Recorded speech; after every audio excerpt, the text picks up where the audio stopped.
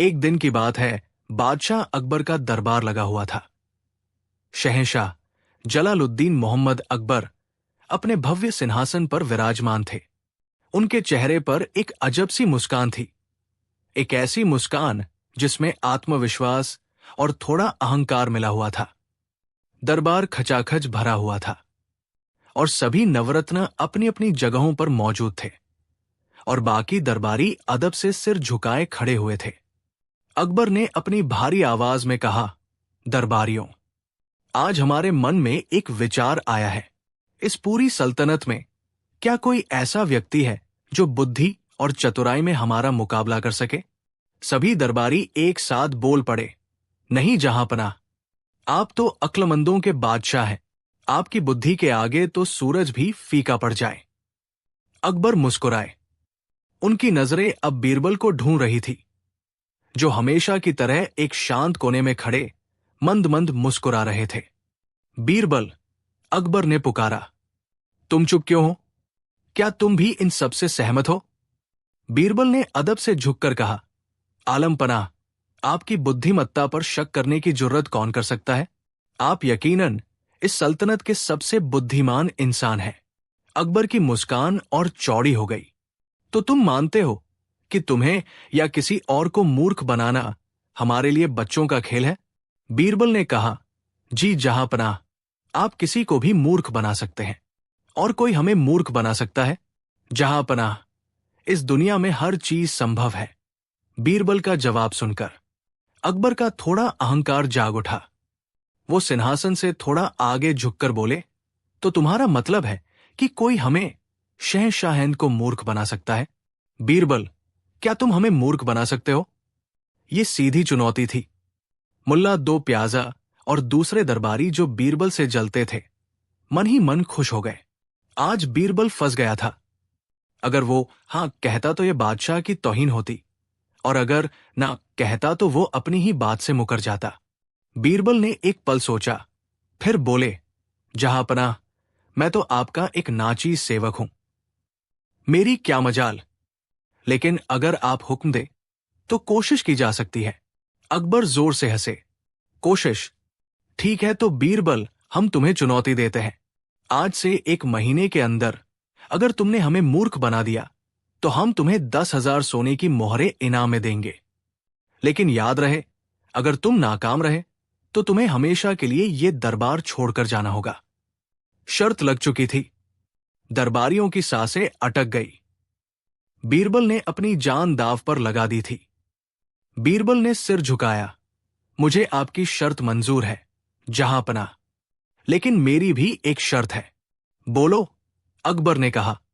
मुझे इस काम के लिए पूरी आजादी, कुछ संसाधन और थोड़ा वक्त चाहिए होगा।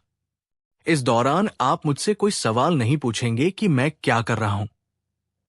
अकबर ने तुरंत हामी भर दी।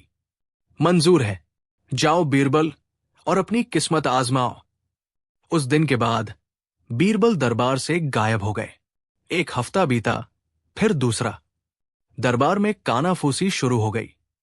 मुल्ला दो प्याजा रोज अकबर के कान भरते, देखिए जहांपनाह, वो डर कर भाग गया। वो कभी वापस नहीं आएगा। अकबर भी बेचैन होने लगे थे। उन्हें बीरबल की कमी खल रही थी, लेकिन उनका अहंकार उन्हें ये मानने नहीं दे रहा था। ठीक तीसरे हफ्ते के आखिरी दिन बीरबल दरबार में हाजिर हुए, लेकिन उनका हुलिया बदला हुआ था। उन्होंने एक साधु जैसे कपड़े पहने थे, माथे पर भस्म लगाई थी और हाथ में एक कमंडल था। अकबर उन्हें देखकर हैरान रह गए। बीरबल, ये क्या भेष बना रखा है? बीरबल ने रहस्यमयी आवाज में कहा, जहांपनाह, मैं बीरबल नहीं, मैं तो सत्य की खोज में निकला एक साधक हूं। इन 3 हफ्तों में मैं हिमालय की कंदराओं में घूमता रहा, जहां मुझे एक महान योगी मिले। दरबारियों की आंखें फटी की फटी रह गई। योगी? अकबर ने उत्सुकता से पूछा, फिर क्या हुआ? बीरबल ने अपनी आंखों में एक चमक लाते हुए कहा, उन योगी ने मुझे एक ऐसी चीज के बारे में बताया जो दुनिया में किसी के पास नहीं है। एक ऐसा चमत्कार जो इंसान की सोच से भी परे है। अकबर अपनी जगह पर सीधे होकर बैठ गए। कैसा चमत्कार? बीरबल, साफ साफ बताओ। जहांपनाह, बीरबल ने आवाज धीमी करते हुए कहा। उन्होंने मुझे एक ऐसे पेड़ के बारे में बताया जो सीधा स्वर्ग में उगता है। उस पेड़ की एक खासियत है, उसके पत्ते सोने के होते हैं और उसकी टहनियों पर हीरे मोती उगते हैं। लेकिन सबसे बड़ी बात, उस पेड़ को सिर्फ वही इंसान देख सकता है जिसने जीवन में कभी कोई पाप न किया हो और जो अपने माता पिता की असली संतान हो। यह सुनकर पूरे दरबार में हलचल मच गई। ये एक अविश्वसनीय बात थी। अकबर ने संदेह से कहा, यह सब बकवास है, ऐसा कोई पेड़ नहीं होता। बीरबल ने शांत भाव से कहा, जहांपनाह, मुझे भी पहले यकीन नहीं हुआ था, लेकिन उन योगी ने मुझे उस पेड़ का एक बीज दिया है। उन्होंने कहा है कि इसे शाही बाग में लगाया जाए और इसे रोज पवित्र गंगा जल से सींचा जाए। 6 दिन बाद यह बीज अंकुरित होगा और 7वें दिन पेड़ प्रकट हो जाएगा। अकबर की आंखों में लालच और जिज्ञासा एक साथ चमक रही थी। सोने और हीरों का पेड़, अगर यह सच हुआ तो मुगल खजाना और भी भर जाएगा। उन्होंने आदेश दिया, ठीक है, हम तुम्हें एक मौका देते हैं। शाही बाग में सबसे अच्छी जगह चुनो और इस बीज को लगाओ। हम खुद इस पर नजर रखेंगे। अगले दिन पूरे गाजे बाजे के साथ एक भव्य समारोह का आयोजन किया गया। बीरबल ने शाही बाग के बीचों बीच एक छोटा सा गड्ढा खोदा और एक कपड़े की पोटली से एक साधारण सा दिखने वाला बीज निकाला। मंत्रों के उच्चारण के बीच उन्होंने उस बीज को जमीन में बो दिया। अब रोज सुबह शाम अकबर खुद उस जगह पर आते। बीरबल पवित्र गंगाजल से उस जगह को सींचते। दिन बीतते गए। दरबारियों में उत्सुकता बढ़ती जा रही थी। हर कोई ये देखना चाहता था कि क्या वाकई स्वर्ग का पेड़ उग सकता है। 6ठे दिन जब बीरबल ने उस जगह पर पानी डाला तो जमीन से एक छोटी सी हरी पत्ती बाहर निकली। उसे देखकर अकबर की आंखें खुशी से चमक उठीं। बीरबल, तुमने सच कहा था, बीज अंकुरित हो गया। कल हम स्वर्ग का पेड़ देखेंगे। चारों तरफ यह खबर आग की तरह फैल गई। 7वें दिन पूरे आगरा की जनता शाही बाग के बाहर जमा हो गई। दरबार के सभी मंत्री, अमीर और नवरत्न उस खास जगह के चारों ओर खड़े थे। अकबर अपने सबसे कीमती शाही लिबास में आए। उनके चेहरे पर गर्व और उत्साह साफ झलक रहा था। बीरबल ने हाथ जोड़कर कहा, जहांपनाह, पेड़ अब किसी भी पल प्रकट हो सकता है, लेकिन याद रखिएगा, यह सिर्फ उसी को दिखेगा जिसने जीवन में कभी कोई पाप न किया हो और जो अपने पिता की असली संतान हो। यह कहकर बीरबल ने एक पर्दा जो उस जगह पर डाला गया था हटा दिया। सबने देखा कि वहां एक छोटा, लगभग 1 हाथ लंबा, सोने जैसा चमकता हुआ पौधा खड़ा था। उसकी पत्तियां सोने की तरह दमक रही थी और उस पर छोटी छोटी मोतियों जैसी बूंदें थी। अकबर उसे देखकर मंत्रमुग्ध हो गए। अद्भुत, अविश्वसनीय, ये तो सच है। हमें ये पेड़ दिख रहा है, बीरबल। इसका मतलब हम निष्पाप हैं। उन्होंने गर्व से चारों ओर देखा और अपने वित्त मंत्री टोडरमल से पूछा, टोडरमल, तुम्हें ये पेड़ दिख रहा है? टोडरमल का चेहरा पीला पड़ गया। उन्हें कोई पेड़ नहीं दिख रहा था, वहां तो बस खाली जमीन थी। लेकिन अगर वो ये कहते तो बादशाह मान लेते कि वो पापी है या अपने पिता की असली संतान नहीं है। अपनी इज्जत बचाने के लिए वो तुरंत बोले, जी जहांपनाह, क्या खूब सुनहरा पेड़ है। मैंने अपनी जिंदगी में ऐसा कुछ नहीं देखा। फिर अकबर ने अपने सेनापति मानसिंह से पूछा। मानसिंह भी दुविधा में पड़ गए। उन्होंने भी झूठ बोल दिया, हाँ जहांपनाह, इसकी चमक तो सूरज को भी मात दे रही है। एक एक करके अकबर ने सभी दरबारियों से पूछा। मुल्ला 2 प्याजा से लेकर सबसे छोटे सिपाही तक, हर कोई अपनी इज्जत और जान बचाने के लिए झूठ बोलता गया। हर कोई उस पेड़ की तारीफों के पुल बांध रहा था जो वहां था ही नहीं। पूरा दरबार एक ऐसे पेड़ की प्रशंसा कर रहा था जो किसी को नहीं दिख रहा था सिवाय बादशाह के। अकबर का सीना गर्व से फूल गया। उन्होंने सोचा, मैं कितना महान और पवित्र हूं। मेरे अलावा मेरे सभी दरबारी भी सच्चे और निष्पाप हैं। वो उस काल्पनिक पेड़ के पास गए और उसे छूने के लिए अपना हाथ आगे बढ़ाया, जैसे हवा में हाथ चला रहे हों। सब खामोशी से ये नाटक देख रहे थे। तभी बीरबल आगे बढ़े और अकबर के सामने सिर झुकाकर खड़े हो गए। क्या हुआ बीरबल, तुम इतने खुश क्यों नहीं लग रहे? अकबर ने पूछा। बीरबल ने दुखी चेहरा बनाकर कहा, जहां पनाह, मुझे माफ कर दीजिए। मैं बहुत बड़ा पापी हूं। मुझे ये दिव्य पेड़ नहीं दिख रहा है। ये सुनते ही अकबर चौंक गए। क्या तुम्हें नहीं दिख रहा? ये कैसे हो सकता है? ये तो साक्षात हमारे सामने है।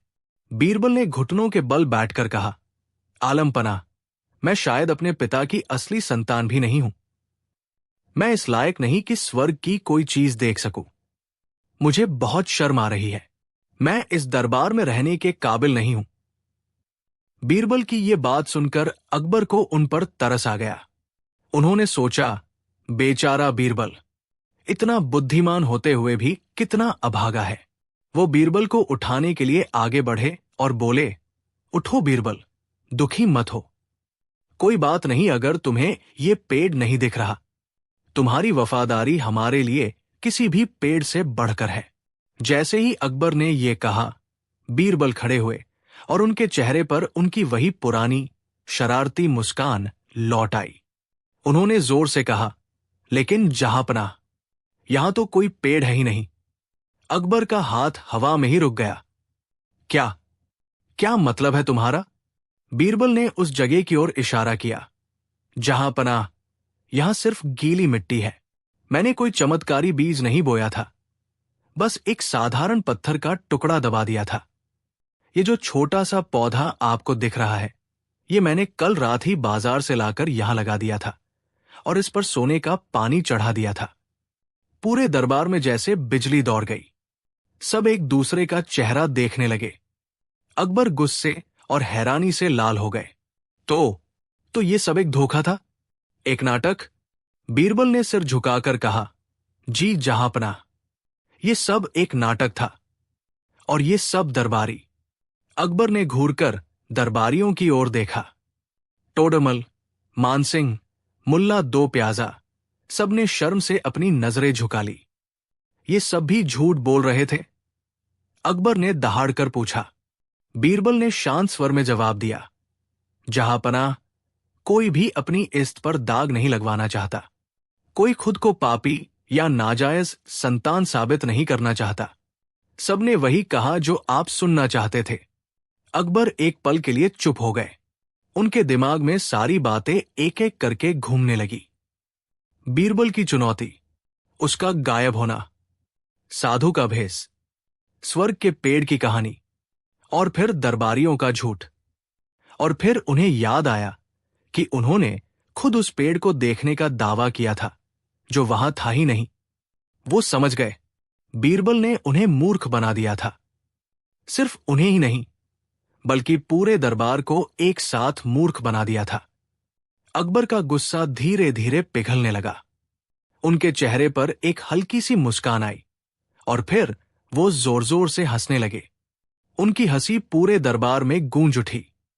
उन्हें हंसता देख दरबारियों की जान में जान आई। अकबर ने हंसते हुए कहा, वाह बीरबल, मान गए। तुमने सिर्फ हमें ही नहीं, बल्कि हम सबको मूर्ख बना दिया। तुमने ये साबित कर दिया कि इंसान अपने अहंकार और डर के आगे अंधा हो जाता है। वो वही देखता है जो देखना चाहता है और वही सुनता है जो सुनना चाहता है। उन्होंने अपने गले से मोतियों की माला उतारी और बीरबल को पहनाते हुए कहा, तुम शर्त जीत गए। ये 10,000 सोने की मोहरें भी तुम्हारी हुई। तुमने हमें एक बहुत बड़ा सबक सिखाया है कि एक बादशाह को अपनी आंखों और कानों से ज्यादा अपनी बुद्धि पर भरोसा करना चाहिए। बीरबल ने सिर झुकाकर इनाम स्वीकार किया। उस दिन के बाद अकबर ने कभी अपनी बुद्धि का अहंकार नहीं किया। वो समझ गए थे कि सबसे बड़ा बुद्धिमान वही है जो ये जानता है कि उसे भी मूर्ख बनाया जा सकता है। कहानी 2।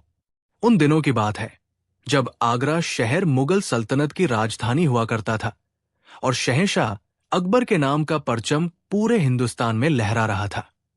उन्हीं के राज्य में आगरा से कुछ दूर एक छोटे से गांव में शंकर नाम का एक सीधा सादा किसान रहता था।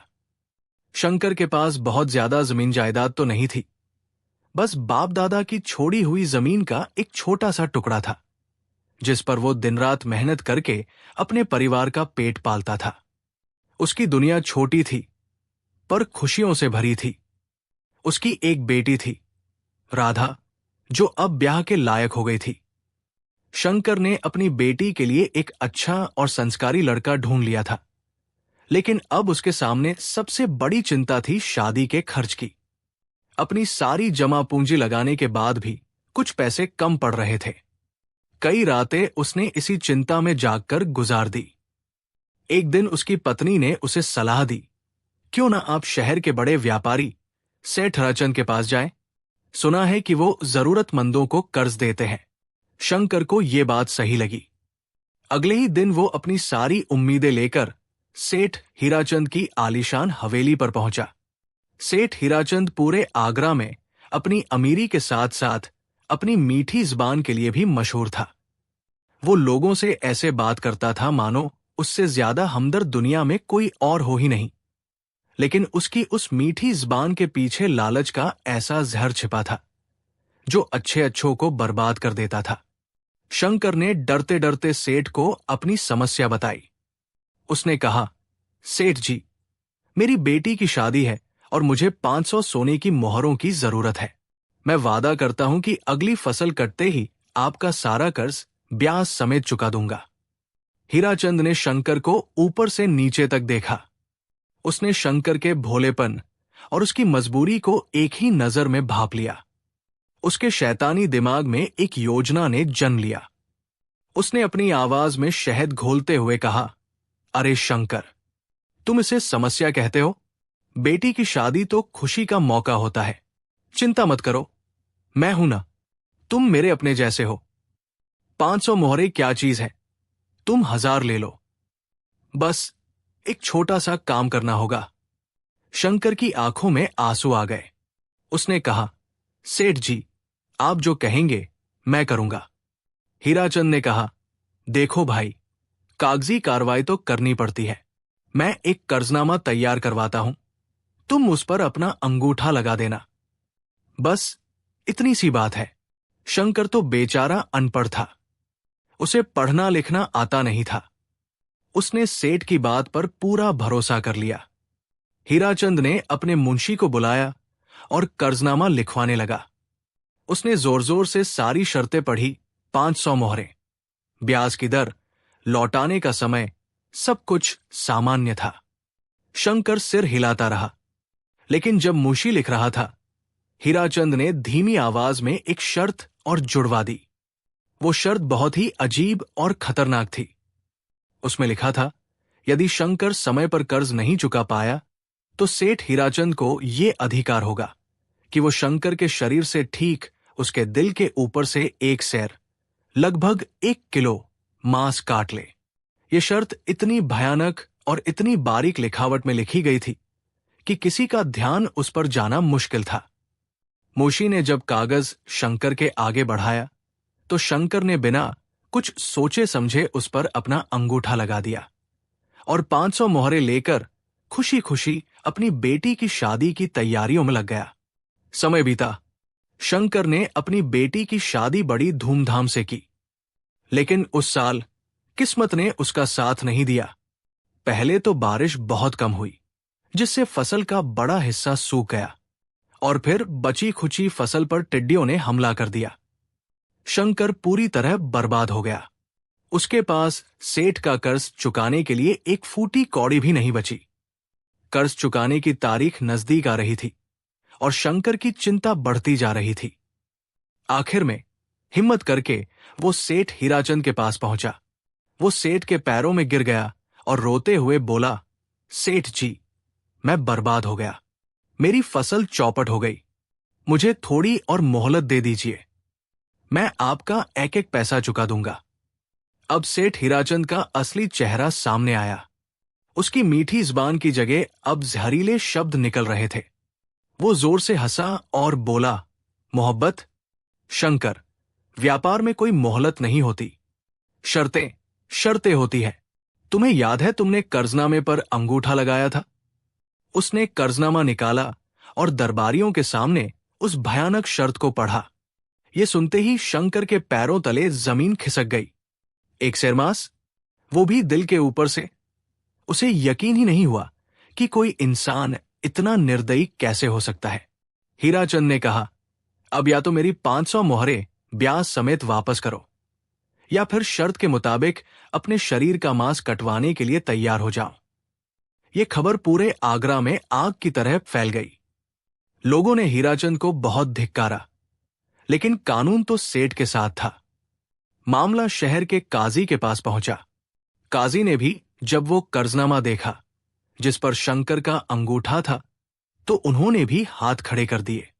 उन्होंने कहा, कानून के हिसाब से तो सेठ हीराचंद सही है।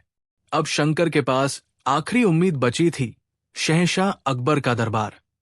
अगले दिन शंकर रोता बिलखता फटेहाल कपड़ों में शहंशाह अकबर के दरबार में इंसाफ की गुहार लगाने पहुंचा। शहंशाह अकबर अपने भव्य सिंहासन पर विराजमान थे और तमाम दरबारी अपनी अपनी जगहों पर पूरी अदब से बैठे थे। दरबार की कार्यवाही चल रही थी। तभी संतरी ने आकर शंकर के आने की सूचना दी। अकबर ने उसे पेश करने का हुक्म दिया। शंकर ने रो रो कर अपनी पूरी कहानी शहंशाह को सुनाई। कहानी सुनकर अकबर का चेहरा गुस्से से लाल हो गया। उन्हें यकीन नहीं हुआ कि उनके राज में ऐसा जुल्म भी हो सकता है। उन्होंने फौरन सेठ हीराचंद को दरबार में हाजिर करने का आदेश दिया। कुछ ही देर में सेठ हीराचंद पूरे आत्मविश्वास के साथ दरबार में आया। उसने बड़ी शान से शहंशाह को सलाम किया। अकबर ने गरज कर पूछा, हीराचंद, क्या इस गरीब किसान ने जो कुछ भी कहा है वो सच है? क्या तुम सच में इसके शरीर से मांस काटना चाहते हो? हीराचंद ने बिना किसी डर के कहा, आलम पनाह, मैं तो बस कानून का पालन कर रहा हूं। ये देखिए कर्जनामा, इस पर इस किसान का अंगूठा है। इसने खुद इन शर्तों को मंजूर किया था। अब अगर ये मेरा कर्ज नहीं चुका सकता तो मुझे शर्त पूरी करने का हक है। अकबर ने कर्जनामा देखा। शर्त वाकई में लिखी हुई थी और उस पर शंकर का अंगूठा भी था। अकबर धर्म संकट में पड़ गए। एक तरफ एक गरीब की जान थी और दूसरी तरफ राज्य का कानून, जिसका पालन करना एक बादशाह का धर्म था। अगर वो आज इस कर्जनामे को खारिज कर देते तो भविष्य में कोई भी समझौतों का सम्मान नहीं करता। दरबार में बैठे सभी मंत्री और सलाहकार चुप थे। किसी के पास इस उलझन का कोई हल नहीं था। तभी शहंशाह अकबर की नजरें हमेशा की तरह अपने सबसे बुद्धिमान सलाहकार बीरबल पर पड़ी। बीरबल शांत भाव से सब कुछ देख और सुन रहे थे। अकबर ने उम्मीद से कहा, बीरबल, तुम चुप क्यों हो? क्या इस बेचारे किसान को बचाने का कोई रास्ता नहीं है? क्या कानून इतना अंधा हो सकता है कि वो एक इंसान की जान ले ले? बीरबल अपनी जगह से उठे, शहंशाह को सलाम किया और फिर सेठ हीराचंद की तरफ घूमकर मुस्कुराए। बीरबल ने कहा, सेठ जी, आप बिल्कुल सही कह रहे हैं। कानून कानून होता है और समझौते का सम्मान होना ही चाहिए। शहंशाह का दरबार हमेशा न्याय करता है। आपको अपना हक जरूर मिलेगा। ये सुनकर हीराचंद की खुशी का ठिकाना न रहा। उसे लगा कि बीरबल भी उसकी तरफ है। शंकर और बाकी दरबारियों को बहुत निराशा हुई। उन्हें लगा कि आज बीरबल भी हार गए। बीरबल ने आगे कहा, तो सेठ जी, आप इस किसान के शरीर से ठीक एक सैर मांस काटने के लिए तैयार हैं? हीराचंद ने अपनी कमर से एक तेज धार वाला चाकू निकालते हुए कहा, जी हां, मैं पूरी तरह तैयार हूं। बीरबल ने कहा, बहुत खूब। शहंशाह के हुक्म से आपको अपना हक पूरा करने की इजाजत दी जाती है। जल्लाद को बुलाया जाए। अब तो शंकर की रहीज ही उम्मीद भी टूट गई। वो जमीन पर गिरकर रोने लगा। जल्लाद दरबार में आया।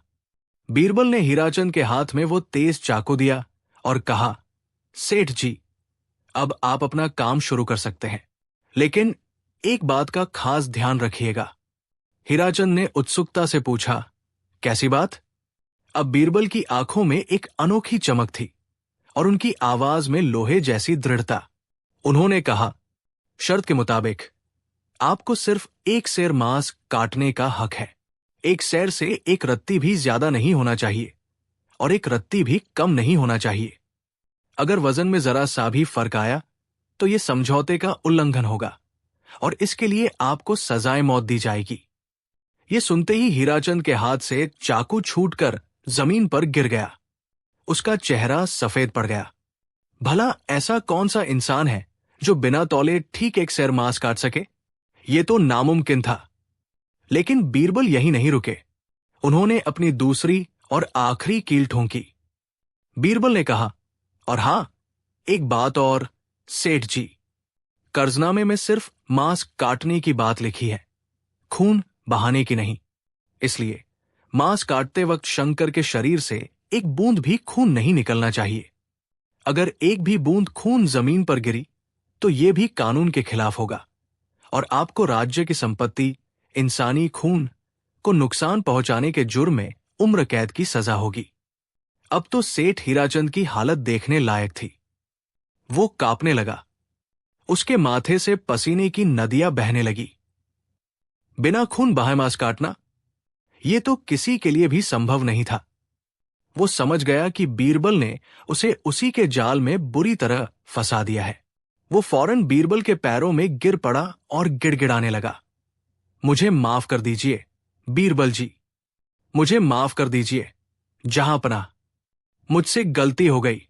मुझे न तो मेरा कर्ज चाहिए और न ही इसका मांस। बस मेरी जान बख्श दीजिए। पूरा दरबार बीरबल की इस अद्भुत बुद्धिमानी को देखकर दंग रह गया। जहां कानून की मोटी मोटी किताबें फेल हो गई, वहां बीरबल की चतुराई ने एक पल में न्याय कर दिया था। शहंशाह अकबर अपनी कुर्सी से खड़े हो गए और जोर जोर से हंसने लगे। अकबर ने कहा, वाह बीरबल, वाह, मान गए तुम्हारी अक्ल को। तुमने सांप को भी मार दिया और लाठी भी नहीं टूटने दी। शहंशाह अकबर ने शंकर को कर्ज से मुक्त कर दिया और अपनी तरफ से उसे 1000 मोहरें इनाम में दी ताकि वो अपना जीवन फिर से शुरू कर सके।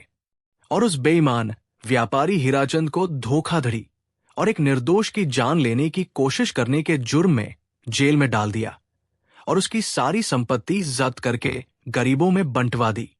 तो देखा दोस्तों, कैसे बीरबल ने अपनी बुद्धि का इस्तेमाल करके न सिर्फ एक बेगुनाह की जान बचाई, बल्कि एक लालची और बेईमान व्यापारी को ऐसा सबक सिखाया जिसे वो जिंदगी भर नहीं भूल सका।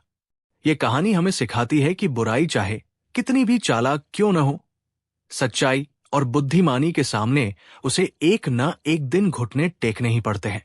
कहानी 3। हिंदुस्तान की सरजमी पर जब मुगलिया सल्तनत का परचम लहराता था, तब शहंशाह जलालुद्दीन मोहम्मद अकबर का दरबार सिर्फ न्याय और शासन का केंद्र नहीं, बल्कि बुद्धिमानी और हाजिर जवाबी की सबसे बड़ी पाठशाला भी हुआ करता था। और इस पाठशाला के सबसे काबिल विद्यार्थी और शिक्षक थे बीरबल। लेकिन कभी कभी जब बादशाह का मन बहुत गहराइयों में उतर जाता तो वो ऐसे सवाल पूछते थे जो तलवार की धार से भी ज्यादा तेज और आसमान से भी ज्यादा विशाल होते थे। एक ऐसी ही शाम थी। दरबार खत्म हो चुका था, सूरज डूब रहा था और ठंडी हवाएं यमुना के किनारे से उठकर शाही बाग को महका रही थी। अकबर चुप थे। उनकी खामोशी में एक तूफान छिपा था। अचानक वो रुके और बीरबल की तरफ मुड़कर बोले, बीरबल, हम इस दुनिया की हर चीज हासिल कर सकते हैं, सोना, चांदी, हीरे, जमीन, जो चाहे वो हमारे कदमों में होता है।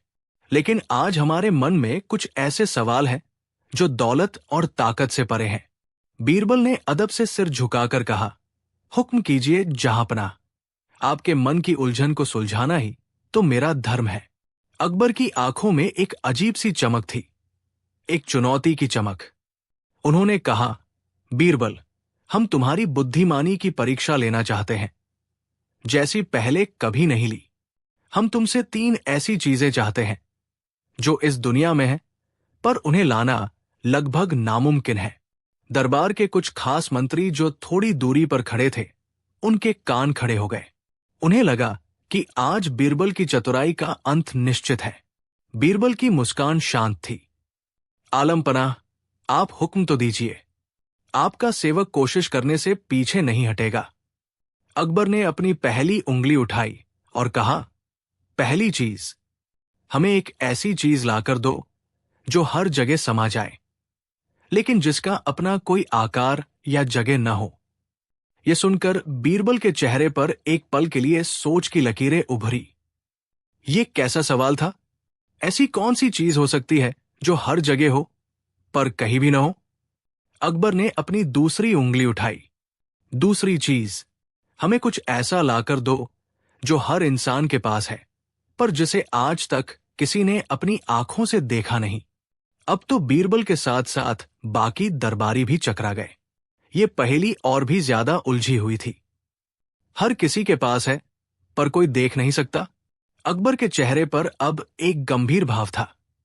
उन्होंने अपनी तीसरी उंगली उठाते हुए कहा, और तीसरी और आखिरी चीज, बीरबल, हमें वो चीज लाकर दो जो जिंदगी से भी ज्यादा कीमती है, पर जिसे खरीदने में एक पैसा भी खर्च नहीं होता।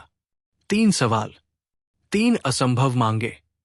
पूरे बाग में सन्नाटा छा गया। ये कोई साधारण पहेलियां नहीं थी। ये दर्शन और रहस्य से भरे सवाल थे। मुल्ला दो प्याजा और बीरबल के दूसरे विरोधी मन ही मन मुस्कुराए। उन्हें यकीन हो गया कि इन सवालों का जवाब दुनिया में किसी के पास नहीं है। अकबर ने कहा, बीरबल, तुम्हारे पास इन 3 चीजों को लाने के लिए 1 महीने का वक्त है। अगर तुम कामयाब हुए तो तुम्हें 10 गांव और 20,000 सोने की मोहरें इनाम में दी जाएंगी। लेकिन अगर तुम नाकाम रहे तो तुम्हें हमेशा के लिए ये दरबार और आगरा छोड़कर जाना होगा। शर्त बहुत बड़ी थी। बीरबल का पूरा सम्मान, उनका पद, सब कुछ दांव पर लग गया था। बीरबल ने एक गहरी सांस ली, फिर सिर झुकाकर बोले, जहां पनाह, आपका हुक्म सर आंखों पर। मुझे 1 महीने की मोहलत मंजूर है। ये कहकर बीरबल वहां से चले गए। उनके जाने के बाद दरबारियों में कानाफूसी शुरू हो गई।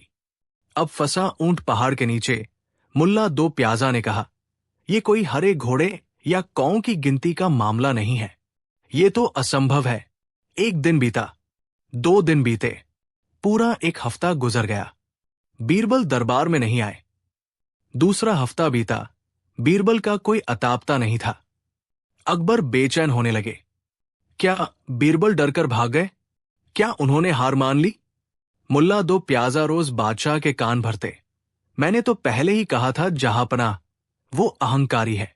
जब सवाल आसान होते हैं तो जवाब देता है, मुश्किल आई तो दुम दबाकर भाग गया। 3 हफ्ते बीत गए। आगरा में ये खबर फैल गई कि बीरबल बादशाह की चुनौती से डरकर कहीं चले गए हैं। उनकी चतुराई के किस्से अब लोगों को झूठे लगने लगे थे। अकबर का मन उदास रहने लगा। उन्हें बीरबल की कमी खल रही थी। दरबार सूना लगता था। वो मन ही मन चाहते थे कि काश उन्होंने ये शर्त न रखी होती। और फिर आया वो दिन, महीने का आखिरी दिन। दरबार पूरी तरह सज चुका था। अकबर अपने सिंहासन पर बैठे थे, लेकिन उनकी नजरों में बेचैनी साफ थी। सबकी निगाहें दरबार के मुख्य दरवाजे पर टिकी थी। क्या बीरबल आएंगे, या आज उनकी हार का औपचारिक ऐलान होगा? जैसे ही सुबह का सूरज अपनी पूरी बुलंदी पर पहुंचा, दरबार के दरवाजे खुले और सामने खड़े थे बीरबल। उनके चेहरे पर थकान नहीं, बल्कि एक अजीब सी शांति और आत्मविश्वास था। उन्होंने कोई राजसी पोशाक नहीं पहनी थी, बल्कि एक साधारण सा सूती कुर्ता पाजामा पहना था। उनके हाथ में 3 छोटी छोटी चीजें थी जो कपड़े से ढकी हुई थी। पूरे दरबार में एक खामोशी छा गई। अकबर अपनी जगह पर सीधे होकर बैठ गए। बीरबल, तुम आ गए। बीरबल ने आगे बढ़कर अदब से सलाम किया। आलम पनाह, जब तक सांस है आपका हुक्म कैसे टाल सकता हूं? मैं आपकी मांगी हुई चीजें ले आया हूं। ये सुनकर मुल्ला दो प्याजा की आंखें फटी रह गई। असंभव, वो बुदबुदाए। अकबर ने उत्सुकता से कहा, तो दिखाओ बीरबल, क्या लाए हो? हमारी पहली मांग याद है, एक ऐसी चीज जो हर जगह समा जाए, पर जिसकी अपनी कोई जगह न हो। बीरबल मुस्कुराए। उन्होंने अपने हाथ से एक छोटा सा मिट्टी का दिया निकाला, जिसमें तेल और बाती थी। उन्होंने एक दरबान से उसे जलाने को कहा। जैसे ही दिए की लौ जली, उसकी रोशनी पूरे दरबार में फैल गई। कोना कोना रोशन हो गया। बीरबल ने कहा, जहां पनाह, यह है आपकी पहली चीज, ज्ञान या प्रकाश। अकबर हैरान थे। ये कैसे? बीरबल ने समझाया, आलम पनाह, इस दिए की रोशनी इस पूरे बड़े हॉल में फैल गई है। ये दीवारों में है, खंभों में है, आपके सिंहासन में है, हम सबके अंदर और बाहर है। इसने हर जगह को भर दिया है। लेकिन क्या आप बता सकते हैं कि इस रोशनी ने कितनी जगह घेरी है?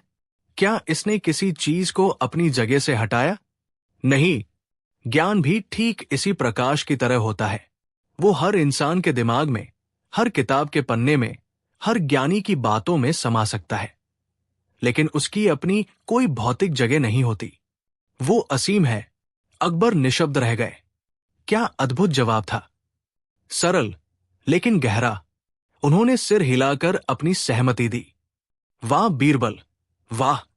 अकबर ने कहा, अब हमारी दूसरी मांग पूरी करो। वो चीज जो सबके पास है, पर जिसे किसी ने देखा नहीं।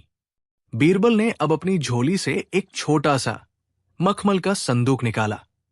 उसे खोलकर बादशाह के सामने रख दिया। संदूक खाली था। अकबर ने झुंझलाकर कहा, बीरबल, ये क्या मजाक है? ये तो खाली है। बीरबल ने सिर झुकाकर कहा, नहीं जहांपनाह, ये खाली नहीं है।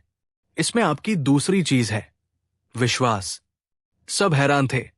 बीरबल ने आगे कहा, आलम पनाह, विश्वास हर इंसान के दिल में होता है। आप मुझ पर विश्वास करते हैं, इसलिए मैं आपका मंत्री हूं। प्रजा आप पर विश्वास करती है, इसलिए आप शहंशाह हैं। मां बेटे में, दोस्तों में, पति पत्नी में, हर रिश्ते की नींव विश्वास पर टिकी है। ये हम सबके पास है। इसके बिना दुनिया एक पल नहीं चल सकती। पर क्या आज तक किसी ने विश्वास को अपनी आंखों से देखा है? उसका रंग कैसा है, रूप कैसा है, आकार कैसा है? कोई नहीं जानता। उसे सिर्फ महसूस किया जा सकता है। ये कहकर बीरबल रुके और फिर बोले, अभी आपने इस खाली संदूक को देखकर मुझ पर अविश्वास किया, लेकिन जब मैंने समझाया तो आपने मेरी बात पर विश्वास किया। ये विश्वास ही वो चीज है जो हर जगह है, पर अदृश्य है। अकबर की आंखें खुल गई। बीरबल ने एक अमूर्त भावना को कितनी खूबसूरती से पेश कर दिया था। दरबार में तालियों की गड़गड़ाहट गूंज उठी। मुल्ला दो प्याजा का चेहरा देखने लायक था। अकबर अब अपनी गद्दी से उठ खड़े हुए। उनके चेहरे पर गुस्सा नहीं, बल्कि असीम जिज्ञासा थी। बीरबल, तुमने 2 पड़ाव पार कर लिए, लेकिन तीसरा सबसे मुश्किल है। लाओ वो चीज जो जिंदगी से भी कीमती है, पर जिसका कोई मोल नहीं। बीरबल ने इस बार न कोई दिया निकाला, न कोई संदूक। वो बस चुपचाप अकबर के सामने खड़े हो गए और उनकी आंखों में देखने लगे। फिर उन्होंने कहा, जहांपनाह, आपकी तीसरी चीज लाने के लिए मुझे कहीं जाने की जरूरत नहीं पड़ी। वो तो यही है, इसी दरबार में, हम सब के अंदर। क्या मतलब? अकबर ने पूछा। बीरबल ने एक दरबान को बुलाया और उससे कहा कि वो एक बड़ा सा आईना लेकर आए। आईना लाया गया और अकबर के ठीक सामने रख दिया गया। बीरबल ने कहा, जहांपनाह, कृपया इस आईने में देखिए। अकबर ने आईने में अपनी छवि देखी। बीरबल ने अपनी गंभीर आवाज में कहा, आलम पनाह, आपकी तीसरी और सबसे कीमती चीज है सत्य। सत्य? अकबर ने आश्चर्य से दोहराया। जी जहांपनाह, बीरबल ने समझाया। ये आईना सत्य दिखाता है। ये वही दिखाता है जो आप है। सत्य को बोलने या स्वीकार करने में एक पैसा भी खर्च नहीं होता। ये मुफ्त है, लेकिन इसका मूल्य जिंदगी से भी बढ़कर है।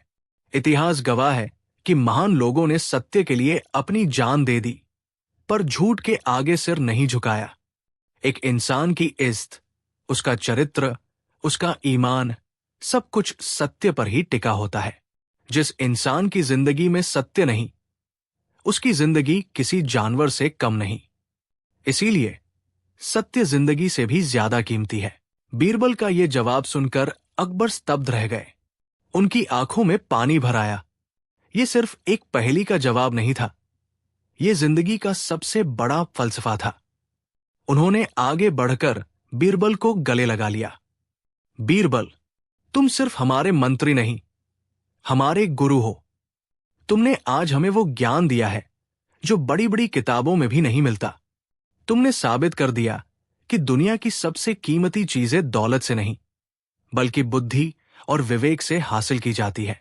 अकबर ने अपना बेशकीमती हार उतारकर बीरबल को पहना दिया और ऐलान किया, बीरबल को न सिर्फ 10 गांव और 20,000 मोहरें दी जाएं, बल्कि आज से उन्हें मंत्री प्रमुख का पद भी दिया जाता है। पूरा दरबार शहंशाह अकबर की जय, बीरबल की जय के नारों से गूंज उठा। उस दिन बीरबल ने सिर्फ 3 असंभव चीजें ही नहीं खोजी थी, बल्कि उन्होंने ये भी साबित कर दिया था कि दुनिया की हर पहेली का जवाब हमारे आसपास ही मौजूद है। जरूरत है तो बस अपनी आंखों को खुला रखने और दिमाग को सवालों से परे सोचने की। ज्ञान, विश्वास और सत्य, यही वो 3 स्तंभ है जिन पर एक महान इंसान और एक महान साम्राज्य की नींव टिकी होती है। कहानी 4। उन दिनों की बात है जब मुगलिया सल्तनत का सूरज अपनी पूरी बुलंदी पर था और शहंशाह जलालुद्दीन मोहम्मद अकबर के नाम की तूती बोलती थी।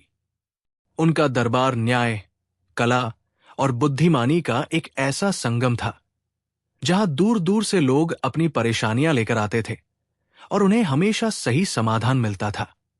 एक दिन की बात है, सुबह का वक्त था और दरबार की रौनक देखने लायक थी।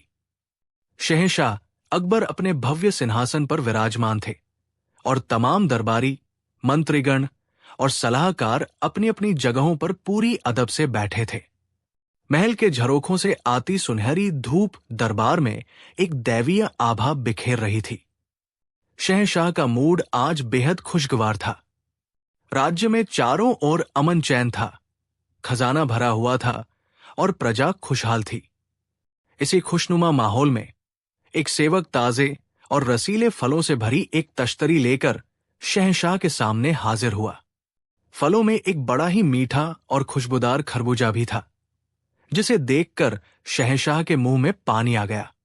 उन्होंने अपनी कमर में बंधे एक छोटे, तेज धार वाले खंजर को निकाला और खुद ही उस खरबूजे को काटने लगे।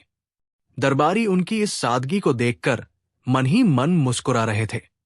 शहंशाह खरबूजे की फाके बना रहे थे कि अचानक उनका ध्यान कहीं और भटका और उस तेज धार वाले खंजर से उनकी तर्जनी उंगली, इंडेक्स फिंगर, पर एक गहरा कट लग गया। आह! एक दर्द भरी चीख शहंशाह के मुंह से निकली। देखते ही देखते उनकी उंगली से खून की धारा बहने लगी। पूरा दरबार एकदम से सकते में आ गया। हर कोई अपनी जगह से उठ खड़ा हुआ। हकीम को बुलाने के लिए सिपाही दौड़ पड़े। सेवक रेशमी कपड़ा और गर्म पानी लेकर भागे। चारों तरफ एक अफरातफरी का माहौल बन गया। शहंशाह दर्द से कराह रहे थे और उनका चेहरा गुस्से और पीड़ा से लाल हो गया था। सभी दरबारी शहंशाह के प्रति अपनी हमदर्दी जता रहे थे। कोई कह रहा था, अल्लाह रहम करे, तो कोई कह रहा था, ये बहुत बुरा हुआ, जहां पनाह। इस सब के बीच केवल एक व्यक्ति अपनी जगह पर शांत भाव से खड़ा था और वो थे बीरबल। उनके चेहरे पर न तो कोई घबराहट थी और न ही कोई अतिरिक्त चिंता। उन्होंने शहंशाह की तरफ देखा और अपनी चिरपरिचित मुस्कान के साथ एक ऐसा वाक्य कहा जिसने पूरे दरबार में जैसे आग ही लगा दी। बीरबल ने कहा, जहां पनाह, चिंता न करें। जो होता है अच्छे के लिए ही होता है। ये सुनना था कि शहंशाह अकबर का पारा 7वें आसमान पर पहुंच गया। उनका दर्द जैसे गुस्से में बदल गया। उन्होंने अपनी खून से सनी उंगली की तरफ देखा और फिर बीरबल की तरफ। उन्होंने गरजते हुए कहा, बीरबल, तुम्हारी ये कहने की हिम्मत कैसे हुई? यहां मेरी उंगली कट गई है, खून बह रहा है, मैं दर्द से तड़प रहा हूं, और तुम कह रहे हो कि जो होता है अच्छे के लिए होता है। इसमें क्या अच्छा है? क्या तुम मेरा मजाक उड़ा रहे हो या मेरी पीड़ा पर खुश हो रहे हो?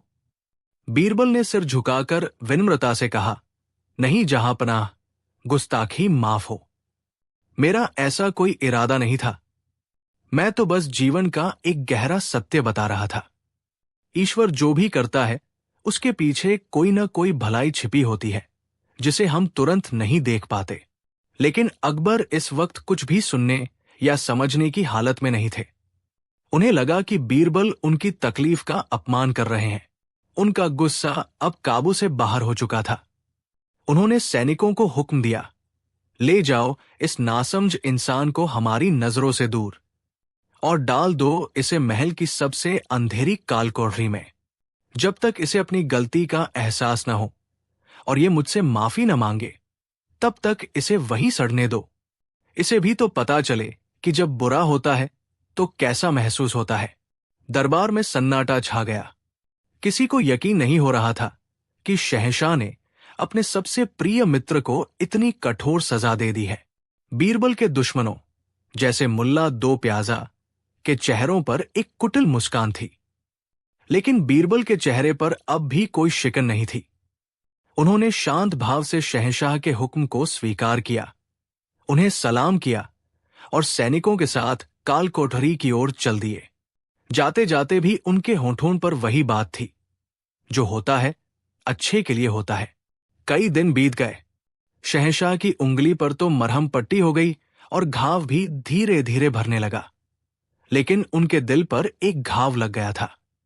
बीरबल के बिना दरबार सुना सुना लगता था। न कोई हंसी मजाक, न कोई चतुराई भरी बातें, और न ही मुश्किल मामलों पर कोई सुलझी हुई सलाह। अकबर को बीरबल की कमी बहुत खलती थी, लेकिन उनका अहंकार उन्हें अपनी गलती मानने से रोक रहा था। इसी उदासी और बेचैनी को दूर करने के लिए शहंशाह ने एक दिन अपने कुछ खास सिपाहियों के साथ जंगल में शिकार पर जाने का फैसला किया। उन्होंने सोचा कि शायद शिकार का रोमांच उनके मन को बहला सके।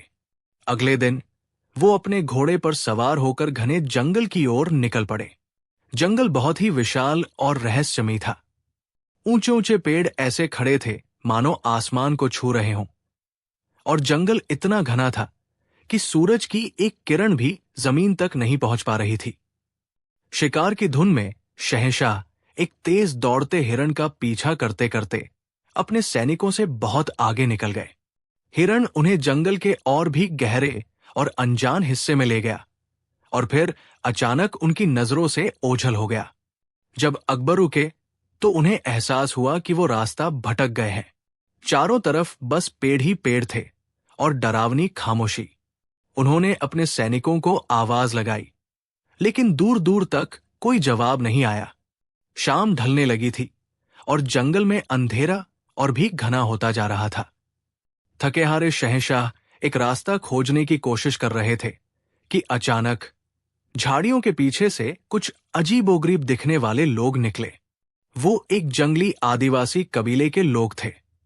उनके शरीर पर पत्तों और जानवरों की खाल के कपड़े थे, चेहरे पर अजीब रंग पुते हुए थे और हाथों में भाले और मशाले थी। इससे पहले कि अकबर कुछ समझ पाते या अपनी तलवार निकाल पाते, उन आदिवासियों ने उन्हें चारों तरफ से घेर लिया। वो संख्या में बहुत ज्यादा थे और बेहद खूंखार लग रहे थे। उन्होंने शहंशाह को पकड़ लिया, उनके हाथ पैर बांध दिए और उन्हें घसीटते हुए अपने कबीले की तरफ ले जाने लगे। अकबर ने विरोध करने की बहुत कोशिश की, लेकिन उनकी एक न चली। कबीले में पहुंचकर अकबर ने जो देखा उससे उनके होश उड़ गए। गांव के बीचों बीच एक विशालकाय डरावनी देवी की मूर्ति थी, जिसके सामने एक बड़ी सी आग जल रही थी।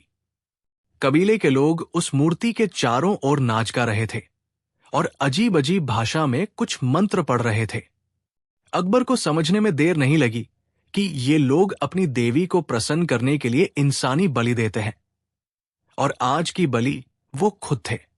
उनकी जिंदगी का अंत अब बस कुछ ही पलों की दूरी पर था। उन्हें अपने महल, अपने परिवार और अपनी सल्तनत की याद आने लगी। उनकी आंखों के सामने मौत नाच रही थी। कबीले का पुजारी, जो सबसे ज्यादा डरावना लग रहा था, अकबर के पास आया। बलि देने से पहले वो अपने शिकार के शरीर की जांच करता था, ताकि यह सुनिश्चित हो सके कि बलि चढ़ाया जाने वाला इंसान पूरी तरह से स्वस्थ और अखंड हो। देवी को कोई भी खंडित या अधूरा चढ़ावा स्वीकार नहीं था। पुजारी ने अकबर के हाथ पैर, आंखें, कान, सब कुछ जांचा। अकबर तो एक शहंशाह थे। उनका शरीर पूरी तरह से स्वस्थ और सुडौल था। पुजारी के चेहरे पर संतुष्टि का भाव था। अंत में जब पुजारी ने अकबर के दाहिने हाथ की जांच की, तो उसकी नजर अकबर की तर्जनी उंगली पर पड़ी, जिस पर अभी भी पट्टी बंधी हुई थी। पुजारी ने हैरानी से उस पट्टी को खोला। पट्टी के नीचे एक ताजा, गहरा घाव था, जो अभी पूरी तरह से भरा नहीं था। घाव को देखते ही पुजारी का चेहरा बदल गया। वो जोर से अपनी भाषा में चीखा और पीछे हट गया। उसकी चीख सुनकर सारे आदिवासियों का नाचना गाना रुक गया। सब अकबर को ऐसे देखने लगे जैसे उन्होंने कोई भूत देख लिया हो। पुजारी ने अपने सरदार को बताया कि ये आदमी तो खंडित है, इसके शरीर का एक अंग अधूरा है। ऐसा अपवित्र चढ़ावा हम अपनी देवी को नहीं दे सकते। अगर हमने ऐसा किया तो देवी प्रसन्न होने की बजाय क्रोधित हो जाएंगी और पूरे कबीले पर विनाश आ जाएगा। ये सुनते ही कबीले के सरदार ने तुरंत अकबर को खोलने का आदेश दिया। उन्होंने अकबर को न सिर्फ आजाद कर दिया, बल्कि उन्हें एक अपराधी की तरह अपने कबीले से बाहर धकेल दिया, मानो वो कोई अपशकुन हो। अकबर को अपनी आंखों पर यकीन नहीं हो रहा था। वो मौत के मुंह से वापस आ गए थे। वो उस जंगल से बाहर भागे और भागते भागते उनके कानों में बीरबल के शब्द गूंज रहे थे, जो होता है अच्छे के लिए होता है। अब अकबर को समझ आया, उनकी उस छोटी सी उंगली के कट ने आज उनकी जान बचाई थी। अगर वो उंगली न कटी होती तो आज वो उन आदिवासियों की देवी पर बलि चढ़ चुके होते। बीरबल सही थे। वो छोटी सी तकलीफ, वो दर्द, वो बहता हुआ खून, सब एक बहुत बड़ी भलाई के लिए था। अकबर जैसे तैसे भटकते भटकते सुबह तक अपने सैनिकों तक पहुंचे, जो उन्हें पूरी रात से ढूंढ रहे थे। महल पहुंचते ही शहंशाह अकबर ने किसी से बात नहीं की। वो सीधे महल की उस अंधेरी काल कोठरी की तरफ भागे, जहां बीरबल कैद थे। उन्होंने खुद काल कोठरी का दरवाजा खोला। अंदर बीरबल शांत भाव से बैठे थे, मानो उन्हें किसी बात की चिंता ही न हो। अकबर दौड़कर बीरबल के गले लग गए। उनकी आंखों में पश्चाताप के आंसू थे। उन्होंने कहा, बीरबल, मेरे दोस्त, मुझे माफ कर दो। तुम सही थे, 100% सही थे। आज मैं तुम्हारी उस बात का मतलब समझ गया। तुम्हारी कही एक एक बात सच साबित हुई। जो होता है वाकई अच्छे के लिए ही होता है। फिर अकबर ने जंगल में घटी सारी घटना बीरबल को सुनाई। बीरबल ने मुस्कुराकर कहा, मुझे खुशी है कि आप सुरक्षित हैं। जहांपना, मुझे तो पहले से ही विश्वास था कि ईश्वर की योजना में कोई न कोई अच्छाई जरूर होगी। अकबर ने बीरबल को कालकोठरी से बाहर निकाला और उन्हें फिर से उनका मंत्री पद और सम्मान लौटा दिया। लेकिन अब भी अकबर के मन में एक आखिरी सवाल था। उन्होंने बीरबल से पूछा, बीरबल, ये तो मैं मान गया कि मेरी उंगली का कटना मेरे लिए अच्छा था, क्योंकि उससे मेरी जान बच गई। लेकिन ये बताओ, तुम्हारा जेल जाना तुम्हारे लिए कैसे अच्छा था? तुम्हें तो बिना किसी गलती के इतने दिन इस अंधेरी कोठरी में सड़ना पड़ा। इसमें तुम्हारे लिए क्या अच्छा हुआ? ये सवाल सुनकर बीरबल ने जो जवाब दिया, उसे सुनकर अकबर की आंखें आश्चर्य से फटी की फटी रह गई। बीरबल ने सिर झुकाकर कहा, जहांपनाह, इसमें भी मेरी ही भलाई थी। सोचिए, अगर आपने मुझे जेल में न डाला होता तो मैं कहाँ होता? मैं यकीनन आपके साथ शिकार पर जंगल में होता। जब वो आदिवासी आपको पकड़ते तो वो मुझे भी पकड़ लेते। आपका शरीर तो उंगली कटने की वजह से खंडित था, इसलिए आप बच गए, लेकिन मेरा शरीर तो पूरी तरह से अखंड था। वो आपको छोड़कर मेरी बलि चढ़ा देते तो आपका मुझे जेल में डालना भी मेरे लिए अच्छा ही हुआ, क्योंकि उसी वजह से आज मैं भी जिंदा हूं। यह सुनकर शहंशाह अकबर निशब्द हो गए। आज उन्हें विश्वास, भाग्य और ईश्वर की योजनाओं पर पूरा यकीन हो गया था। उन्होंने बीरबल को गले लगा लिया और कहा, बीरबल, तुम सिर्फ मेरे मंत्री नहीं, मेरे गुरु भी हो। तो दोस्तों, ये थी वो अद्भुत कहानी जो हमें सिखाती है कि जीवन में आने वाली हर मुश्किल, हर तकलीफ के पीछे कोई न कोई गहरा और अच्छा कारण छिपा होता है। हमें बस सब्र और विश्वास रखने की जरूरत है। अगली बार जब आपके जीवन में कुछ बुरा हो तो निराश होने से पहले एक पल रुककर जरूर सोचिएगा, क्या पता ये किसी आने वाली बहुत बड़ी मुसीबत से बचाने की ईश्वरीय योजना हो। कहानी 5।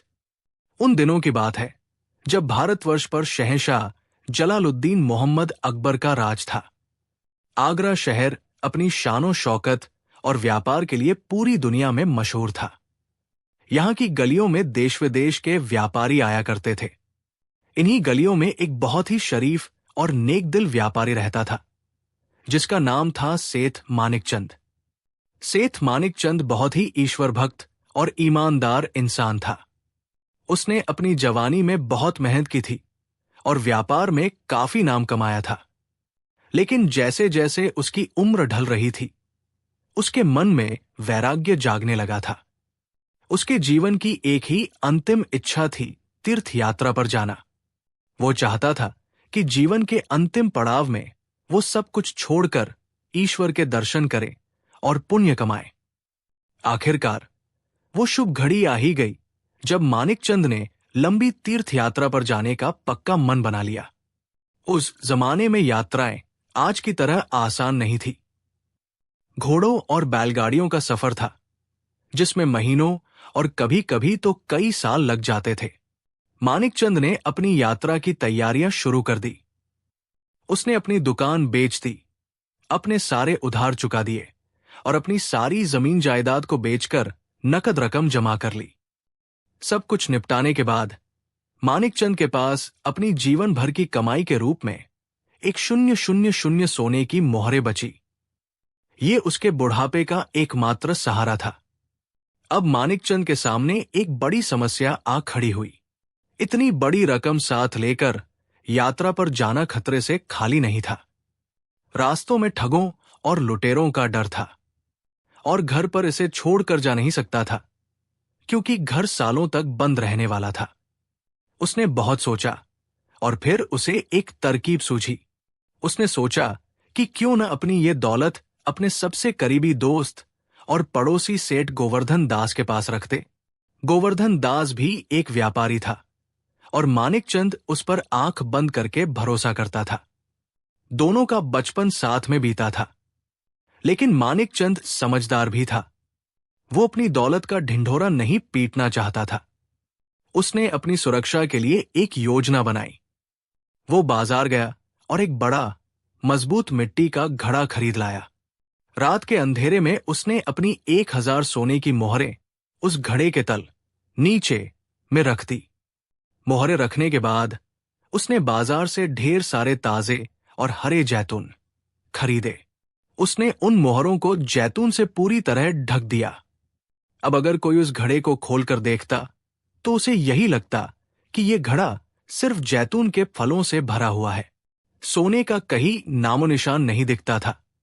तैयारी पूरी करके मानिकचंद वो भारी घड़ा लेकर गोवर्धन दास के घर पहुंचा। गोवर्धन ने दरवाजा खोला और अपने दोस्त को देखकर मुस्कुराया। आओ मित्र मानिकचंद, इतनी रात गए कैसे आना हुआ? सब कुशल तो है? मानिकचंद ने कहा, मित्र गोवर्धन, जैसा कि तुम जानते हो, मैं कल सुबह तीर्थ यात्रा के लिए निकल रहा हूं। यह सफर लंबा है, शायद मुझे वापस आने में कई साल लग जाएं। ये मेरे पास एक जैतून से भरा घड़ा है, मैं इसे अपने साथ नहीं ले जा सकता। क्या तुम मेरे वापस आने तक इसे अपनी अमानत समझकर अपने घर में सुरक्षित रख लोगे? गोवर्धन दास को लगा कि ये मामूली जैतून का घड़ा है। उसने हंसते हुए कहा, अरे मित्र, बस इतनी सी बात? तुम मेरे भाई समान हो। ये घर तुम्हारा ही है। तुम खुद इसे मेरे गोदाम में जहां चाहो रख दो। जब तुम वापस आओगे तो ये तुम्हें वैसा ही मिलेगा। मानिकचंद को बहुत तसल्ली हुई। उसने खुद गोदाम के एक कोने में वो घड़ा रख दिया और गोवर्धन को गले लगाकर विदा ली। अगले दिन सुबह होते ही मानिकचंद अपनी तीर्थ यात्रा पर निकल गया, ये सोचकर कि उसकी पूंजी अब सुरक्षित हाथों में है। वक्त गुजरता गया, मौसम बदलते रहे। मानिकचंद को गए हुए 1 साल, 2 साल, 3 साल बीत गए, लेकिन उसकी कोई खबर नहीं आई। इधर आगरा में गोवर्धन दास का जीवन मजे में चल रहा था। वह तो उस घड़े के बारे में भूल भी चुका था जो उसके गोदाम के अंधेरे कोने में रखा था। लेकिन कहते हैं ना, शैतान कभी सोता नहीं है। एक रात गोवर्धन दास के घर कुछ खास रिश्तेदार दावत पर आए हुए थे। पकवानों की खुशबू से घर महक रहा था। सब खाना खाने बैठे ही थे कि अचानक गोवर्धन की पत्नी रसोई से परेशान होकर आई। उसने गोवर्धन के कान में कहा, सुनिए, एक गड़बड़ हो गई है। घर में आचार और सिरका तो है, लेकिन जैतून खत्म हो गए हैं। मेहमानों को परोसने के लिए जैतून चाहिए। रात बहुत हो गई है, बाजार भी बंद है। अब क्या करें? गोवर्धन दास सोच में पड़ गया। तभी उसके दिमाग में बिजली सी कौंधी। अरे, मानिकचंद का घड़ा! वो जब गया था तो कहकर गया था कि उसमें जैतून भरे हैं। उसे गए हुए 5 साल हो चुके हैं। पता नहीं वो जिंदा भी है या नहीं। क्यों न उसमें से कुछ जैतून निकाल लूं? कल बाजार से खरीदकर वापस भर दूंगा। किसी को क्या पता चलेगा? लालच ने दस्तक दे दी थी। गोवर्धन एक जलता हुआ दिया लेकर गोदाम में गया। धूल की मोटी परत हटाकर उसने मानिकचंद का घड़ा खोला। ऊपर के जैतून थोड़े गल गए थे, लेकिन खाने लायक थे। उसने एक प्याला भरकर जैतून निकाल लिए और अपनी पत्नी को दे दिए। लेकिन उसकी किस्मत उसे कहीं और ले जा रही थी। कुछ दिनों बाद उसे फिर जैतून की जरूरत पड़ी। इस बार उसने घड़े में हाथ थोड़ा और गहरा डाला। अचानक उसकी उंगलियों से कुछ धातु जैसी चीज टकराई। खनखनाहट की आवाज हुई। गोवर्धन चौंक गया। जैतून के बीच पत्थर कहां से आए? उसने उत्सुकता में और जैतून बाहर निकाले। दिए की मध्यम रोशनी में उसकी आंखें फटी की फटी रह गई। जैतून के नीचे सोने की मोहरें चमक रही थी। एक नहीं, 2 नहीं, बल्कि पूरा घड़ा सोने से भरा था। गोवर्धन दास का दिल जोर जोर से धड़कने लगा। हे भगवान, मानिकचंद ने मुझसे झूठ बोला था। ये जैतून का घड़ा नहीं, ये तो खजाने का मटका है। उस पल गोवर्धन की ईमानदारी, उसकी दोस्ती, सब उस सोने की चमक के आगे फीकी पड़ गई। उसने सोचा, मानिकचंद को गए हुए इतने साल हो गए, शायद वो किसी तीर्थ में ही मर खप गया होगा। अब वो कभी वापस नहीं आएगा, और अगर आया भी तो उसे कैसे पता चलेगा? उसने तो कहा था कि इसमें जैतून है। गोवर्धन ने उसी रात सारी 1000 सोने की मोहरें निकाल ली और अपनी गुप्त तिजोरी में छिपा दी। और घड़े को वापस भरने के लिए उसने अगली सुबह बाजार से एकदम ताजे और बढ़िया जैतून खरीदे और घड़े को ऊपर तक भर दिया। ढक्कन लगाकर उसने घड़े को उसी कोने में रख दिया। अब वो घड़ा बाहर से बिल्कुल वैसा ही दिख रहा था, बस अंदर का सच बदल चुका था। कहते हैं कि पाप का घड़ा एक ना एक दिन भरता जरूर है। पूरे 7 साल बाद मानिकचंद अपनी तीर्थ यात्रा पूरी करके वापस आगरा लौटा। वो अब काफी बूढ़ा और कमजोर हो चुका था, लेकिन उसके चेहरे पर संतोष था। आते ही वो सबसे पहले अपने मित्र गोवर्धन दास से मिलने गया। मानिकचंद ने गोवर्धन को गले लगाया और कहा, मित्र गोवर्धन, ईश्वर की अपार कृपा से मैं सकुशल लौट आया हूं। तुम्हारा बहुत बहुत धन्यवाद कि तुमने इतने सालों तक मेरी अमानत संभाली। क्या मैं अपना घड़ा ले जा सकता हूं? गोवर्धन ने बहुत ही भोलेपन का नाटक किया, जैसे उसे कुछ पता ही न हो। अरे मित्र, तुम आ गए? मुझे तो लगा था कि अब तुम कभी नहीं लौटोगे। तुम्हारा घड़ा वही रखा है जहां तुम रख कर गए थे। जाओ और ले लो। मानिकचंद गोदाम में गया। उसने घड़ा उठाया। उसे वजन में कोई खास अंतर महसूस नहीं हुआ। वो खुश होकर घड़ा अपने घर ले आया। घर पहुंचकर उसने दरवाजा बंद किया, खिड़कियां लगाई और उत्साह के साथ घड़े को एक कपड़े पर पलटा। जैतून बाहर गिरे, गिरते गए और गिरते गए। आखिरी जैतून भी गिर गया, लेकिन सोने की एक भी मोहर बाहर नहीं आई। मानिकचंद सन्न रह गया। उसके हाथों से घड़ा छूटकर टूट गया। उसने पागलों की तरह जैतून के ढेर को टटोला। एक एक जैतून को मसल कर देखा, लेकिन वहां कुछ नहीं था। मेरी जिंदगी भर की कमाई, मेरे बुढ़ापे का सहारा। हे भगवान, ये क्या अनर्थ हो गया। वो जमीन पर बैठकर फूट फूट कर रोने लगा। उसे तुरंत समझ आ गया कि उसके बचपन के दोस्त गोवर्धन ने उसके साथ धोखा किया है। वो गुस्से और दुख में भरकर गोवर्धन के पास वापस गया। गोवर्धन, तुमने मेरे साथ ऐसा क्यों किया? मैंने तुम्हें भाई समझा था। मेरे घड़े में 1000 सोने की मोहरें थी, जो मैंने जैतून के नीचे छिपाई थी। अब वे गायब हैं। सिर्फ जैतून बचे हैं। गोवर्धन ने एकदम अनजान बनते हुए शोर मचाना शुरू कर दिया। क्या? सोने की मोहरें? मानिकचंद, लगता है यात्रा की थकान से तुम्हारा दिमाग फिर गया है। तुमने तो मुझे जैतून का घड़ा दिया था। मैंने तो उसे खोल कर भी नहीं देखा। तुम खुद रख कर गए थे और खुद उठाकर ले गए। अब अपनी गरीबी का इल्जाम मुझ पर क्यों लगा रहे हो? गोवर्धन ने आसपास के लोगों को इकट्ठा कर लिया और मानिकचंद को झूठा साबित करने लगा।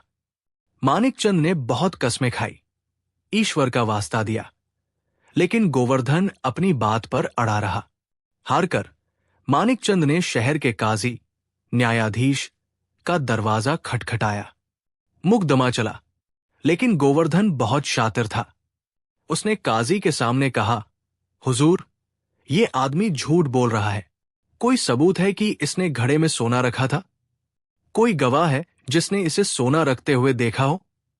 मानिकचंद के पास न कोई रसीद थी, न कोई लिखित समझौता और न ही कोई गवाह।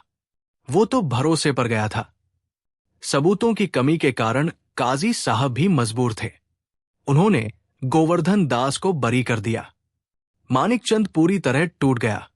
उसे लगा कि अब इस दुनिया में न्याय बचा ही नहीं है। वो निराश होकर लौटने ही वाला था कि किसी ने उसे सलाह दी, बाबा, हार मत मानो। तुम शहंशाह अकबर के दरबार में जाओ। वहां बीरबल नाम का एक ऐसा रत्न है जिसकी नजरों से कोई अपराधी नहीं बच सकता। उन दिनों की बात है जब शहंशाह अकबर अपने भव्य सिंहासन पर विराजमान थे और मंत्रीगण अपने अपने जगह पर बैठे थे। दरबार की कार्यवाही पूरी शान से चल रही थी।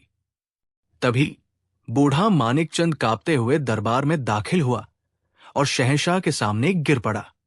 इंसाफ, जहां अपना इंसाफ चाहिए। एक गरीब लुट गया। अकबर ने उसे उठाया और तसल्ली दी। शांत हो जाइए बुजुर्गवार। बताइए क्या हुआ? मानिकचंद ने रोते हुए अपनी पूरी कहानी सुनाई। कैसे उसने 7 साल पहले घड़े में सोना रखा और कैसे उसके दोस्त ने उसे ठग लिया। अकबर ने तुरंत गोवर्धन दास को दरबार में तलब किया। गोवर्धन दास दरबार में आया और उसने वही रटरटाई बात कही, जहां पना, मैं बेकसूर हूं। इसने मुझे जैतून का घड़ा दिया था और जैतून का घड़ा ही वापस लिया। अगर इसने उसमें सोना रखा था तो मुझे नहीं बताया। हो सकता है इसने खुद सोना निकाल लिया हो और अब बुढ़ापे में मेरा धन हड़पने के लिए मुझ पर झूठा इल्जाम लगा रहा हो। अकबर ने मानिकचंद की आंखों में सच्चाई देखी, लेकिन गोवर्धन की दलीलें कानूनी रूप से मजबूत थी। बिना सबूत के फैसला कैसे करें? अकबर भी उलझन में पड़ गए। उन्होंने अपने नवरत्नों की तरफ देखा। क्या कोई है जो इस गुत्थी को सुलझा सके और सच को सामने ला सके? तभी बीरबल अपनी जगह से उठे। उनके चेहरे पर एक रहस्यमयी मुस्कान थी। उन्होंने कहा, जहांपना, ये मामला देखने में जितना पेचीदा है, असल में उतना ही सरल है। अगर आप मुझे इजाजत दें तो मैं अभी दूध का दूध और पानी का पानी कर सकता हूं। अकबर ने कहा, जरूर बीरबल, हमें तुमसे ही उम्मीद है।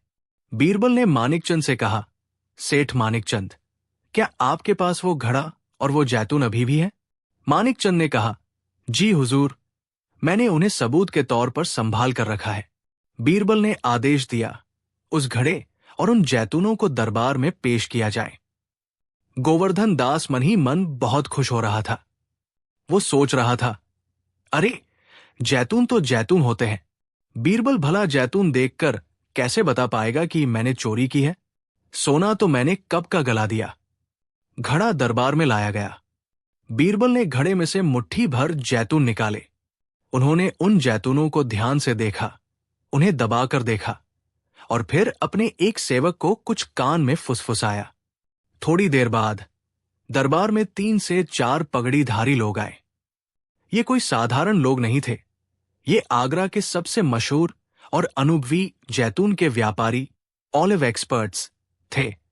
इनका खानदानी काम ही जैतून की परख करना था।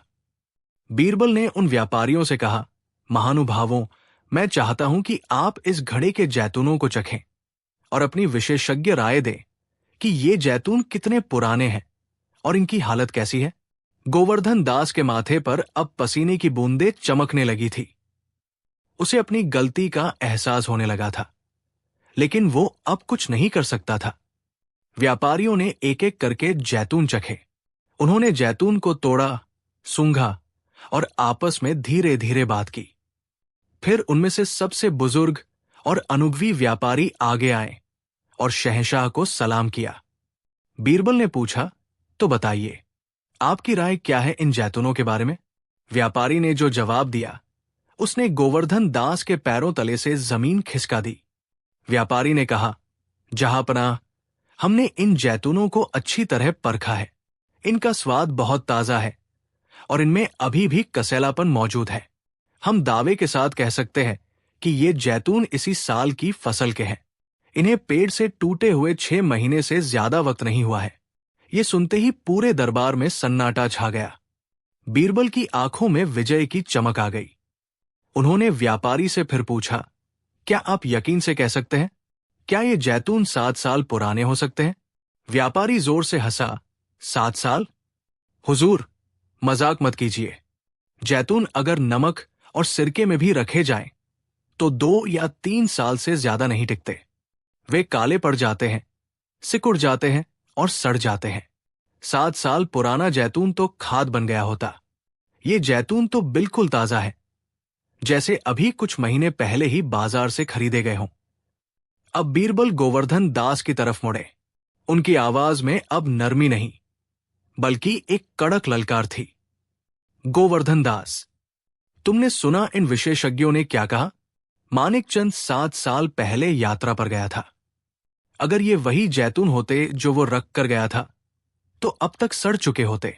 लेकिन ये जैतून तो ताजा है। इसका मतलब साफ है, तुमने पुराने जैतून निकालकर फेंके और नए जैतून भरे। और कोई भी इंसान ऐसा तभी करेगा जब उसने घड़े को खाली किया हो। यानी तुमने ही सोने की मोहरें चुराई है। गोवर्धन दास का चेहरा सफेद पड़ गया। उसका झूठ बेनकाब हो चुका था। विज्ञान और तर्क के आगे उसकी चालाकी धरी की धरी रह गई। वो कांपते हुए वही घुटनों के बल गिर पड़ा। वो गिड़गिड़ाने लगा, मुझे माफ कर दीजिए बीरबल जी, लालच ने मेरी मति भ्रष्ट कर दी थी। सोने को देखकर मेरा ईमान डगमगा गया था। मैंने ही मोहरें चुराई थी। मुझे माफ कर दीजिए। शहंशाह अकबर का चेहरा गुस्से से तमतमा उठा। उन्होंने कहा, धिक्कार है तुम पर गोवर्धन। तुमने न केवल चोरी की, बल्कि मित्रता के पवित्र रिश्ते को भी कलंकित किया। तुमने एक बूढ़े तीर्थयात्री के भरोसे का कत्ल किया है। अकबर ने अपना फैसला सुनाया। गोवर्धन दास, तुम्हें मानिकचंद की 1000 सोने की मोहरें तो लौटानी ही होंगी। साथ ही धोखे और समय बर्बाद करने के जुर्माने के तौर पर 500 मोहरें और देनी होंगी। और इसके बाद तुम्हें 7 साल के लिए जितने साल मानिकचंद बाहर रहा, कारागार में डाल दिया जाएगा। ताकि तुम समझ सको कि विश्वासघात की सजा क्या होती है। मानिकचंद की आंखों से खुशी के आंसू बह निकले। उसने बीरबल के पैर पकड़ लिए। बीरबल जी, आप इंसान नहीं, देवदूत हैं। आज आपने न सिर्फ मेरा धन वापस दिलाया, बल्कि मेरा न्याय पर से भरोसा भी कायम रखा। शहंशाह अकबर ने खुश होकर अपनी मोतियों की माला उतारकर बीरबल को पहनाई और कहा, अद्भुत बीरबल, तुम्हारी बुद्धिमानी का कोई सानी नहीं। तुमने एक बेजुबान जैतून से भी गवाही दिलवा दी। आज तुमने साबित कर दिया कि अपराधी चाहे कितना भी शातिर क्यों न हो, सत्य के आगे नहीं टिक सकता। पूरा दरबार बीरबल जिंदाबाद, शहंशाह अकबर जिंदाबाद के नारों से गूंज उठा। तो दोस्तों, देखा आपने, झूठ के पाव नहीं होते और अपराधी चाहे कितने भी सबूत मिटा ले, वो कोई न कोई गलती जरूर करता है। गोवर्धन दास ने सोचा था कि वो जैतून बदल देगा तो किसी को पता नहीं चलेगा, लेकिन उसे ये नहीं पता था कि बीरबल की नजर से कुछ नहीं छिपता। इस कहानी से हमें ये सीख मिलती है कि लालच बुरी बला है। ये न सिर्फ आपके चरित्र को नष्ट करता है, बल्कि आपको अपनों से भी दूर कर देता है, और अंत में जीत हमेशा सच्चाई और ईमानदारी की ही होती है। कहानी 6।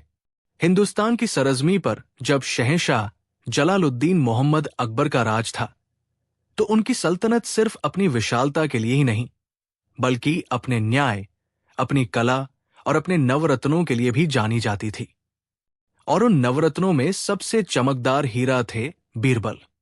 अकबर और बीरबल के किस्से सिर्फ दिमागी कसरत नहीं, बल्कि इंसानी फितरत और जिंदगी के गहरे सबक सिखाने वाली कहानियां हैं।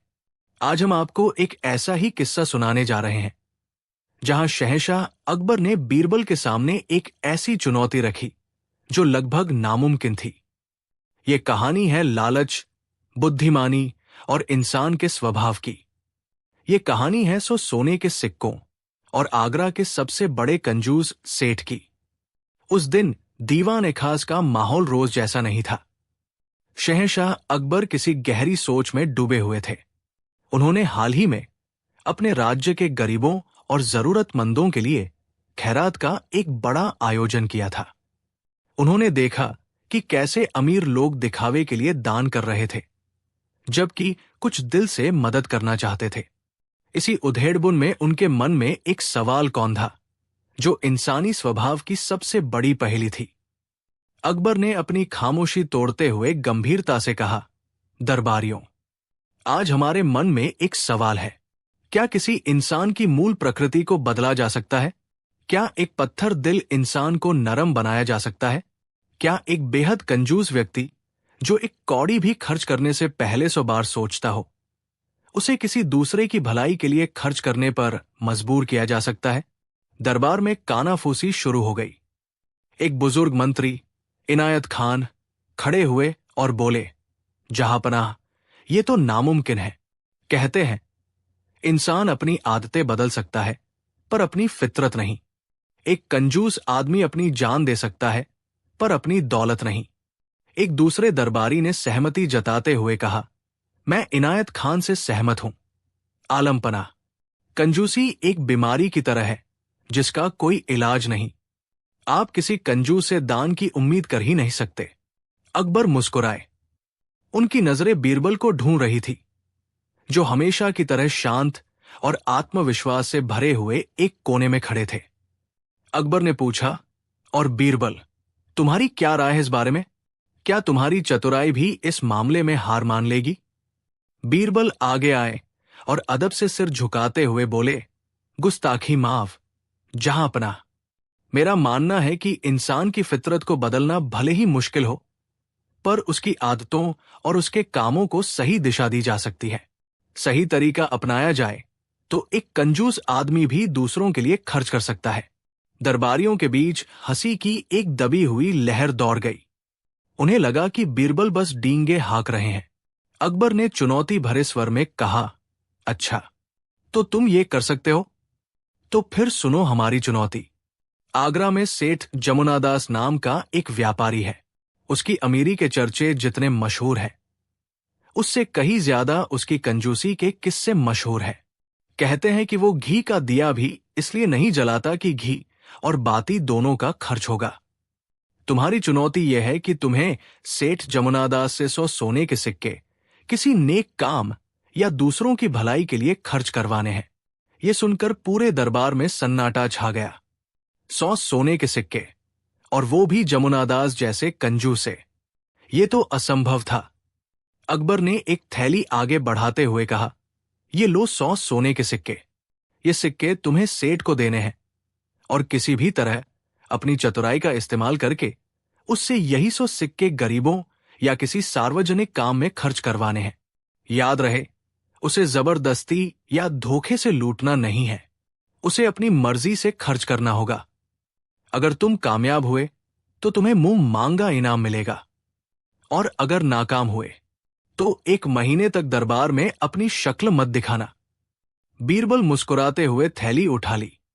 उनकी आंखों में चुनौती स्वीकार करने की चमक थी। उन्होंने कहा, जहां पनाह, आपका हुक्म सर आंखों पर। मुझे आपकी चुनौती मंजूर है। दरबारी एक दूसरे को देखकर मुस्कुरा रहे थे।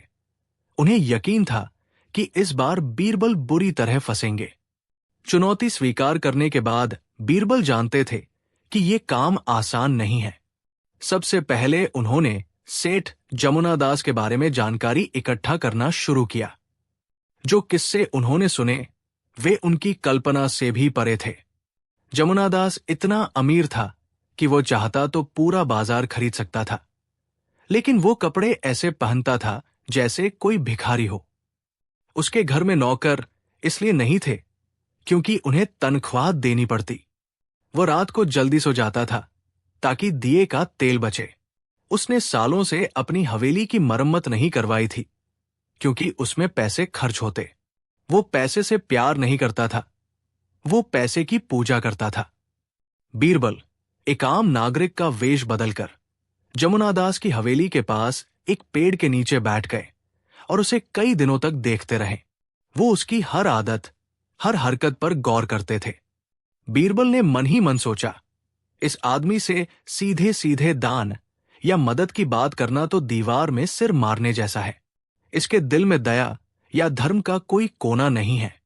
इसके दिल में सिर्फ एक ही चीज बसती है, लालच, और जहर को जहर ही काटता है। इसकी कंजूसी को इसके लालच से ही मात देनी होगी। बीरबल के चेहरे पर एक योजना की रूपरेखा उभर आई। कुछ दिनों बाद सेठ जमुनादास की हवेली के सामने वाली एक छोटी सी धूल भरी दुकान खुल गई।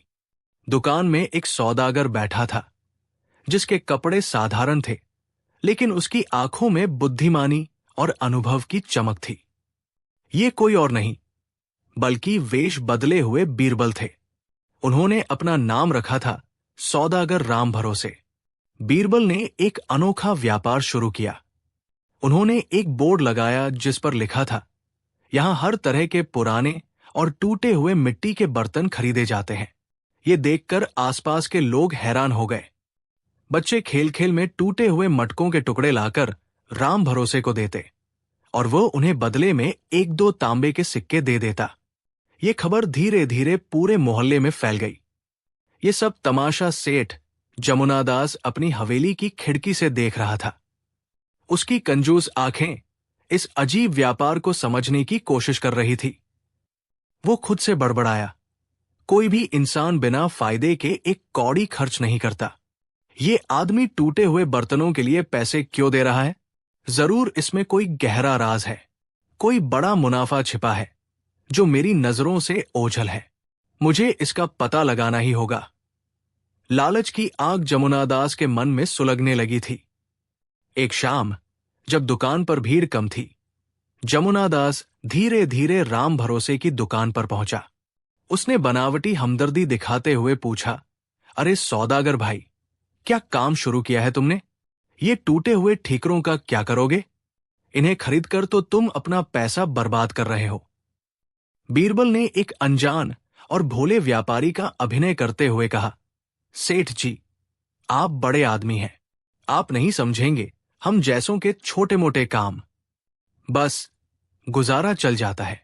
बीरबल का यह जवाब जमुनादास के शक को और गहरा कर गया। उसे यकीन हो गया कि ये सौदागर कुछ बहुत बड़ा छिपा रहा है।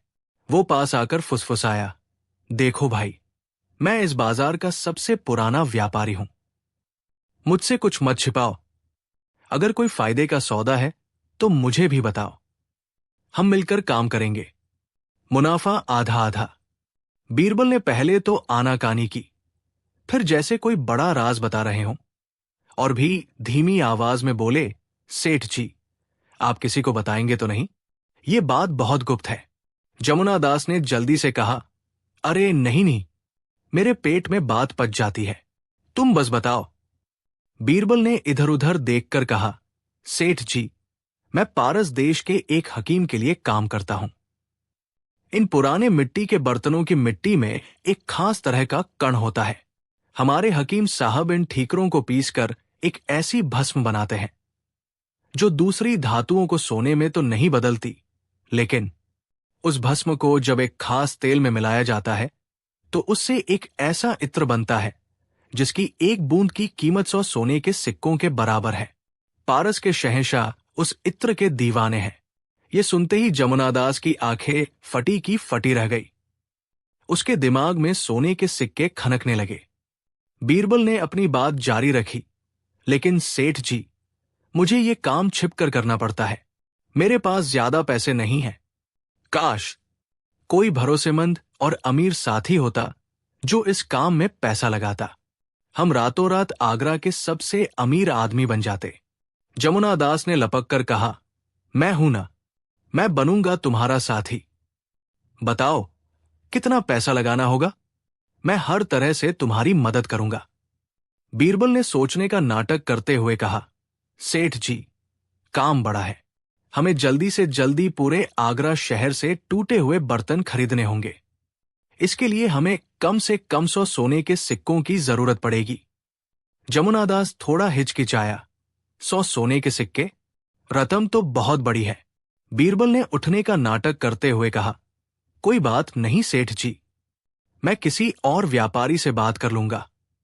जमुनादास ने घबराकर बीरबल का हाथ पकड़ लिया और बोला, नहीं नहीं, कहीं मत जाओ, मैं तैयार हूं। मैं लगाऊंगा 100 सोने के सिक्के। कल ही तुम मेरे पास आना। अगली सुबह बीरबल जमुनादास की हवेली पहुंचे और उसे अकबर द्वारा दी गई 100 सोने के सिक्कों की थैली दी। उन्होंने कहा, सेठ जी, ये लीजिए मेरी तरफ से 100 सिक्के। अब इतने ही सिक्के आप मिलाइए। जमुनादास ने बात काटते हुए कहा, अरे नहीं नहीं सौदागर, पहले तुम्हारे इन 100 सिक्कों से ही माल खरीदते हैं। जब मुनाफा आएगा तब मैं भी अपना हिस्सा लगा दूंगा। बीरबल मन ही मन मुस्कुराए। उनकी योजना काम कर रही थी। उसी दिन जमुनादास ने अपनी हवेली के बाहर ढिंढोरा पिटवाया, सुनो सुनो, सेठ जमुनादास आज हर तरह के टूटे फूटे मिट्टी के बर्तन और ठीकरे खरीदेंगे। जो जितना माल लाएगा उसे उतनी अच्छी कीमत मिलेगी। ये ऐलान सुनते ही पूरे आगरा में हलचल मच गई। गरीब औरतें, बच्चे, बूढ़े सब अपने अपने घरों से टूटे मटके, सुराही, दिए और खिलौने लाकर ढेर लगा देते हैं। जमुनादास एक मेज पर सोने के सिक्कों की थैली लेकर बैठा था। उसका दिल हर एक सिक्का देते हुए फट रहा था। लेकिन जब भी वो हिम्मत हारता, बीरबल उसके कान में फुसफुसाते, सोचिए सेठ जी, इस एक सिक्के के बदले आपको 1000 सिक्के मिलेंगे। शाम होते होते 100 के 100 सोने के सिक्के खत्म हो गए। हवेली के बाहर कूड़े का एक पहाड़ खड़ा हो गया था और आगरा के सैकड़ों गरीब परिवारों के घरों में उस रात चूल्हा जला था। जमुनादास ने अनजाने में ही अपने लालच के कारण एक बहुत बड़ा नेक काम कर दिया था। एक दिन बीता, फिर 2, फिर 1 हफ्ता। सौदागर राम भरोसे का कोई अतापता नहीं था। अब जमुनादास की बेचैनी बढ़ने लगी। उसका लालच अब डर में बदल रहा था। धीरे धीरे उसे एहसास हुआ कि उसके साथ धोखा हुआ है। वो पागलों की तरह बड़बड़ाने लगा, वो धोखेबाज, वो मुझे लूट गया, मेरे 100 सोने के सिक्के, हाय मैं बर्बाद हो गया। वो अपना सिर पीट पीट कर रोने लगा और शहंशाह से न्याय की गुहार लगाने के लिए सीधा दरबार की ओर भागा। दरबार में बीरबल पहले से ही मौजूद थे। जमुनादास रोता बिलखता हुआ दरबार में दाखिल हुआ और अकबर के कदमों में गिरकर बोला, दुहाई हो जहांपनाह, मैं लुट गया, बर्बाद हो गया। एक राम भरोसे नाम के सौदागर ने मुझे धोखा दिया, मेरे 100 सोने के सिक्के लेकर भाग गया। अकबर ने अपनी हंसी छिपाते हुए बीरबल से पूछा, बीरबल, क्या यह सच है? लगता है तुम अपनी चुनौती हार गए। बीरबल ने शांत भाव से कहा, जहांपनाह, मैंने अपनी चुनौती पूरी की है। आपकी शर्त यह थी कि सेठ जमुनादास को अपनी मर्जी से 100 सोने के सिक्के दूसरों की भलाई के लिए खर्च करने हैं। बीरबल ने उन 100 लोगों की सूची पेश की जिन्हें जमुनादास ने पैसे दिए थे। उन्होंने जमुनादास से पूछा, सेठ जी, क्या यह सच नहीं है कि आपने इन सभी लोगों को अपनी मर्जी से अपने हाथों से सोने के सिक्के दिए? जमुनादास ने गुस्से में चिल्लाकर कहा, हां, दिए, लेकिन वो तो मैंने मुनाफे के लालच में दिए थे। मुझे लगा था कि मुझे 1000 सिक्के वापस मिलेंगे। बीरबल ने मुस्कुराते हुए अकबर की ओर देखकर कहा, जहांपनाह, यही तो सारा रहस्य है। आपकी चुनौती यह थी कि सेठ पैसे खर्च करे। आपने ये नहीं कहा था कि उसकी नीयत अभी नेक होनी चाहिए। सेठ जमुनादास के दिल में दया जगाना नामुमकिन था, पर मैंने उनके लालच को ही हथियार बनाया। नतीजा ये हुआ कि 100 सोने के सिक्के आगरा के सबसे जरूरतमंद लोगों तक पहुंचे। काम नेक हुआ, भले ही उसके पीछे की सोच लालच भरी थी। यह सुनकर पूरा दरबार सन्न रह गया। अकबर अपनी सिंहासन से उठ खड़े हुए और जोर जोर से हंसने लगे। वाह बीरबल, वाह, मान गए तुम्हारी अक्ल को। तुमने साबित कर दिया कि बुद्धि से नामुमकिन को भी मुमकिन बनाया जा सकता है। फिर वे जमुनादास की ओर मुड़े और बोले, सेठ जमुनादास, तुम्हारे साथ कोई धोखा नहीं हुआ। वो 100 सिक्के मेरे ही थे। तुमने लालच में ही सही, पर पहली बार किसी की मदद की है। जाओ और उन लोगों की दुआओं के बारे में सोचो, शायद तुम्हें दौलत से बड़ी कोई चीज मिल जाए। जमुनादास शर्मिंदगी से सिर झुकाकर खड़ा रहा। शहंशाह अकबर ने बीरबल को ढेरों इनाम दिया और एक बार फिर बीरबल ने यह साबित कर दिया कि दुनिया में सबसे बड़ा हथियार तलवार नहीं, बल्कि तेज दिमाग होता है। यह किस्सा हमें सिखाता है कि किसी की बुरी आदत को बदलने के लिए कभी कभी उसी आदत का सहारा लेना पड़ता है, और अगर इरादा नेक हो तो टेढ़े रास्तों से भी सीधी मंजिल तक पहुंचा जा सकता है। कहानी 7। आगरा के शाही किले में उस दिन सूरज की किरणें दीवान-ए-खास के संगमरमरी फर्श पर एक सुनहरी चादर बिछा रही थी। शहंशाह जलालुद्दीन मोहम्मद अकबर अपने आलीशान सिंहासन पर विराजमान थे, लेकिन उनके चेहरे पर एक अजीब सी बेचैनी थी। उनके नवरत्न और दरबारी अदब से अपनी अपनी जगहों पर बैठे थे, पर माहौल में एक अनकही खामोशी थी। हाल ही में शहर के कोतवाल ने दरबार में आकर बड़े गर्व से ये ऐलान किया था कि आगरा अब हिंदुस्तान का सबसे सुरक्षित शहर है, जहां कोई भी अपराधी कानून के लंबे हाथों से बच नहीं सकता। इसी बात ने शहंशाह के मन में एक कौतूहल को जन्म दे दिया था। वो अपनी सल्तनत की कानून व्यवस्था को परखना चाहते थे, और जब भी परखने की बात आती, उनकी नजरें हमेशा एक ही शख्स को ढूंढती थी, बीरबल। अकबर ने खामोशी को तोड़ते हुए अपनी भारी आवाज में कहा, दरबारियों, हमारा मानना है कि दुनिया में हर ताले के लिए एक चाबी होती है, हर समस्या का एक समाधान होता है, और हर अपराधी के पीछे न्याय की तलवार होती है। क्या यह सच है? सभी दरबारियों ने एक स्वर में कहा, बिल्कुल सच है जहांपनाह, आपके राज में परिंदा भी पर नहीं मार सकता। अकबर की नजरें बीरबल पर टिकी, जो हमेशा की तरह एक शांत मुस्कान के साथ खड़े थे। और बीरबल, तुम्हारी क्या राय है? क्या आगरा में सचमुच ऐसा कोई अपराधी नहीं जो हमारे सिपाहियों की पकड़ से बाहर हो? बीरबल ने सिर झुकाकर जवाब दिया, आलमपनाह, आपकी सल्तनत में न्याय का बोलबाला है, इसमें कोई शक नहीं, लेकिन इंसान का दिमाग बड़ा ही पेचीदा होता है। ये ऐसे रास्ते खोज सकता है जहां शायद कानून की नजर भी न पहुंचे। बीरबल का ये जवाब अकबर को चुनौती देने जैसा लगा। उनके दरबारी जो हमेशा बीरबल को नीचा दिखाने का मौका ढूंढते रहते थे, कानाफूसी करने लगे। अकबर के चेहरे पर एक शरारती मुस्कान फैल गई। उन्हें बीरबल की बुद्धि को कसौटी पर कसने का एक और मौका मिल गया था। अच्छा, तो तुम मानते हो कि ऐसा हो सकता है? अकबर ने कहा। तो फिर हमारी चुनौती सुनो, बीरबल। हम तुम्हें 1 महीने का समय देते हैं। तुम हमें एक ऐसा चोर लाकर दिखाओ जो चोरी भी करे और फिर पकड़ में भी ना आए। यानी वो हमारे सामने खड़ा हो, हम जानते हो कि उसने चोरी की है, लेकिन हम उसे चोर कहकर पकड़ न सके। ये सुनते ही पूरे दरबार में सन्नाटा छा गया। ये कैसी पहेली थी? एक चोर जो चोरी करने के बाद भी चोर न कहलाए? ये तो नामुमकिन था।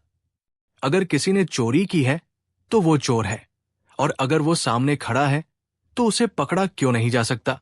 एक दरबारी, मीर कासिम, जो बीरबल से बहुत जलता था, खड़ा होकर बोला, गुस्ताखी माफ, जहां पना। ये तो एक बेतुकी बात है। ऐसा चोर तो दुनिया में हो ही नहीं सकता। लगता है बीरबल आज अपनी ही बातों के जाल में फंस गए हैं। अकबर ने बीरबल की ओर देखा। बोलो बीरबल, मंजूर है हमारी चुनौती? याद रखना, अगर तुम नाकाम रहे तो तुम्हें 1 साल के लिए दरबार से दूर हमारे अस्तबल की निगरानी करनी होगी। ये सुनकर दरबारी अपनी हंसी मुश्किल से रोक पाए। बीरबल को अस्तबल में घोड़ों की लीद साफ करते हुए देखने का ख्याल ही उन्हें गुदगुदा रहा था। बीरबल ने अपनी चिरपरिचित मुस्कान के साथ कहा, जहां पनाह, आपका हुक्म सर आंखों पर। मुझे आपकी चुनौती स्वीकार है। बस मुझे कुछ दिनों की मोहलत और पूरी आजादी चाहिए होगी। अकबर ने इजाजत दे दी। बीरबल दरबार से बाहर निकल गए, जबकि उनके पीछे दरबारी उनकी आने वाली हार का जश्न मनाने की योजना बना रहे थे। उन्हें क्या पता था कि बीरबल के दिमाग में तो कुछ और ही चल रहा था। बीरबल जानते थे कि ऐसा चोर उन्हें आगरा के किसी तहखाने या अपराधियों के अड्डे पर नहीं मिलेगा। ये कोई साधारण चोर नहीं हो सकता था।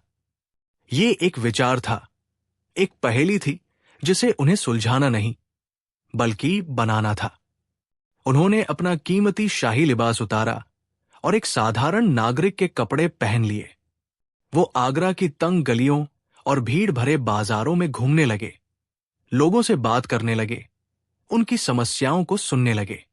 वो किसी ऐसे इंसान की तलाश में थे जिसमें हुनर हो, मजबूरी हो और थोड़ी हिम्मत हो। कई दिनों की खोज के बाद उनकी नजर यमुना नदी के किनारे बसे कठपुतलियों के एक छोटे से गांव पर पड़ी। वहां उन्होंने एक नौजवान को देखा जिसका नाम कैलाश था। कैलाश के हाथों में जादू था। उसकी उंगलियां जब धागों पर नाचती तो बेजान लकड़ी की कठपुतलियां जिंदा हो उठती थी।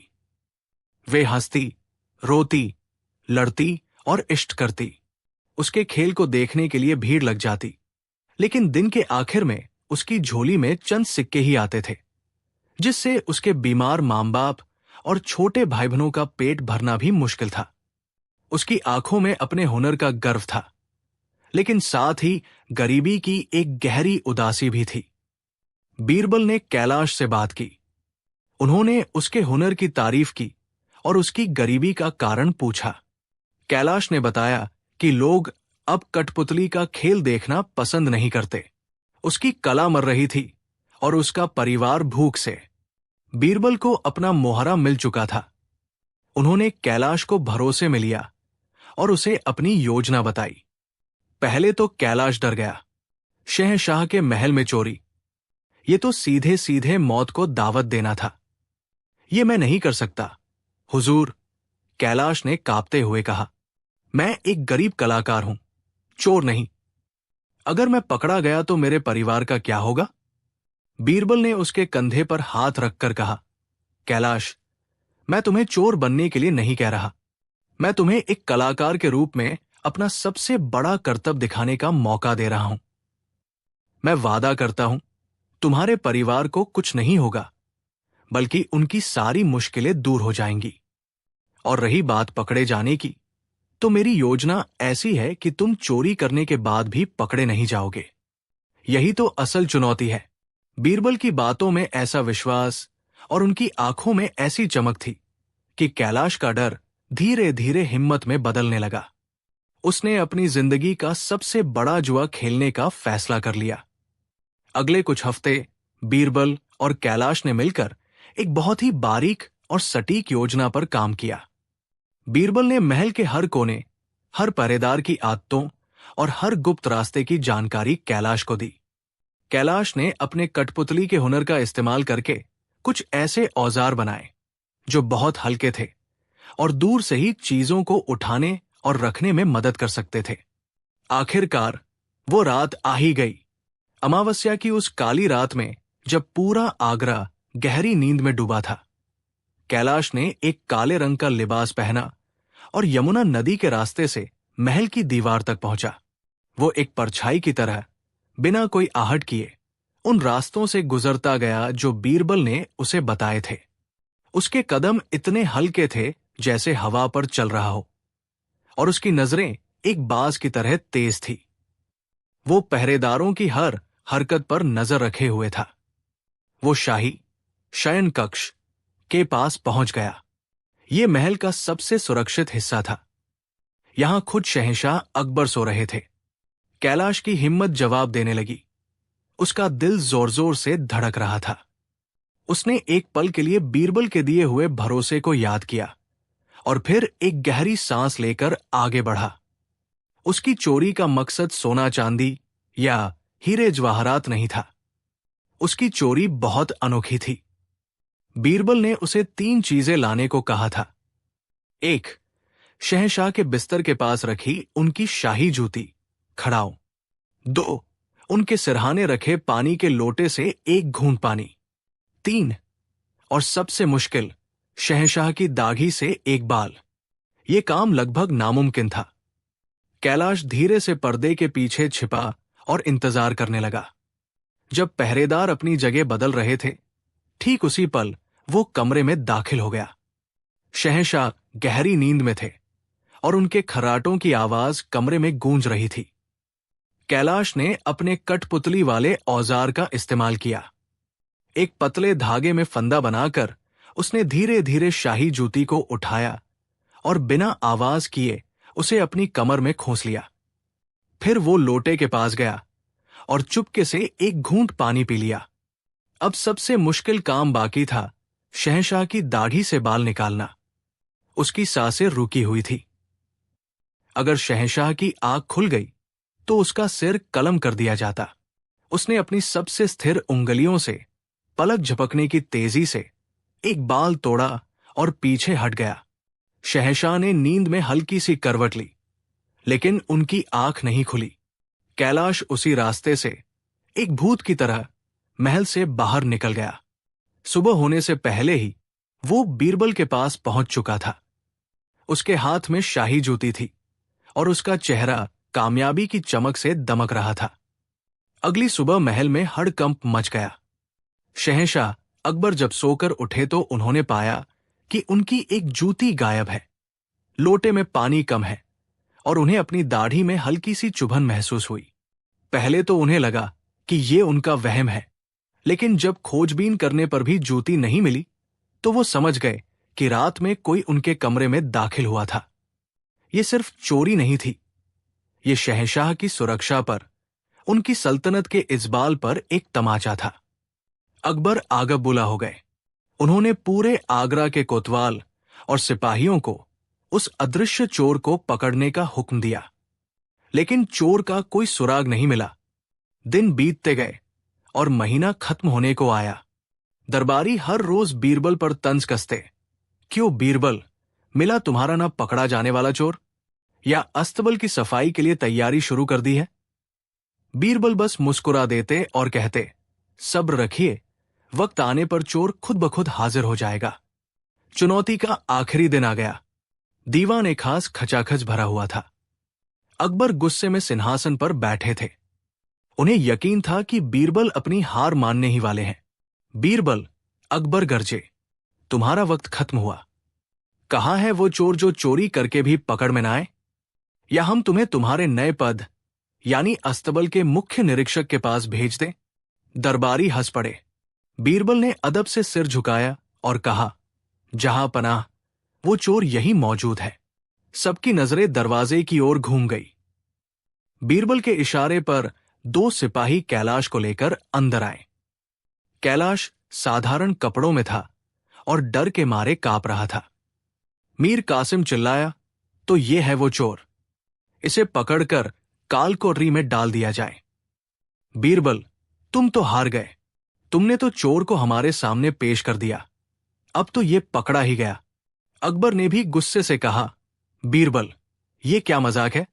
तुमने कहा था कि चोर पकड़ में नहीं आएगा, और तुम उसे खुद पकड़ कर ले आए हो।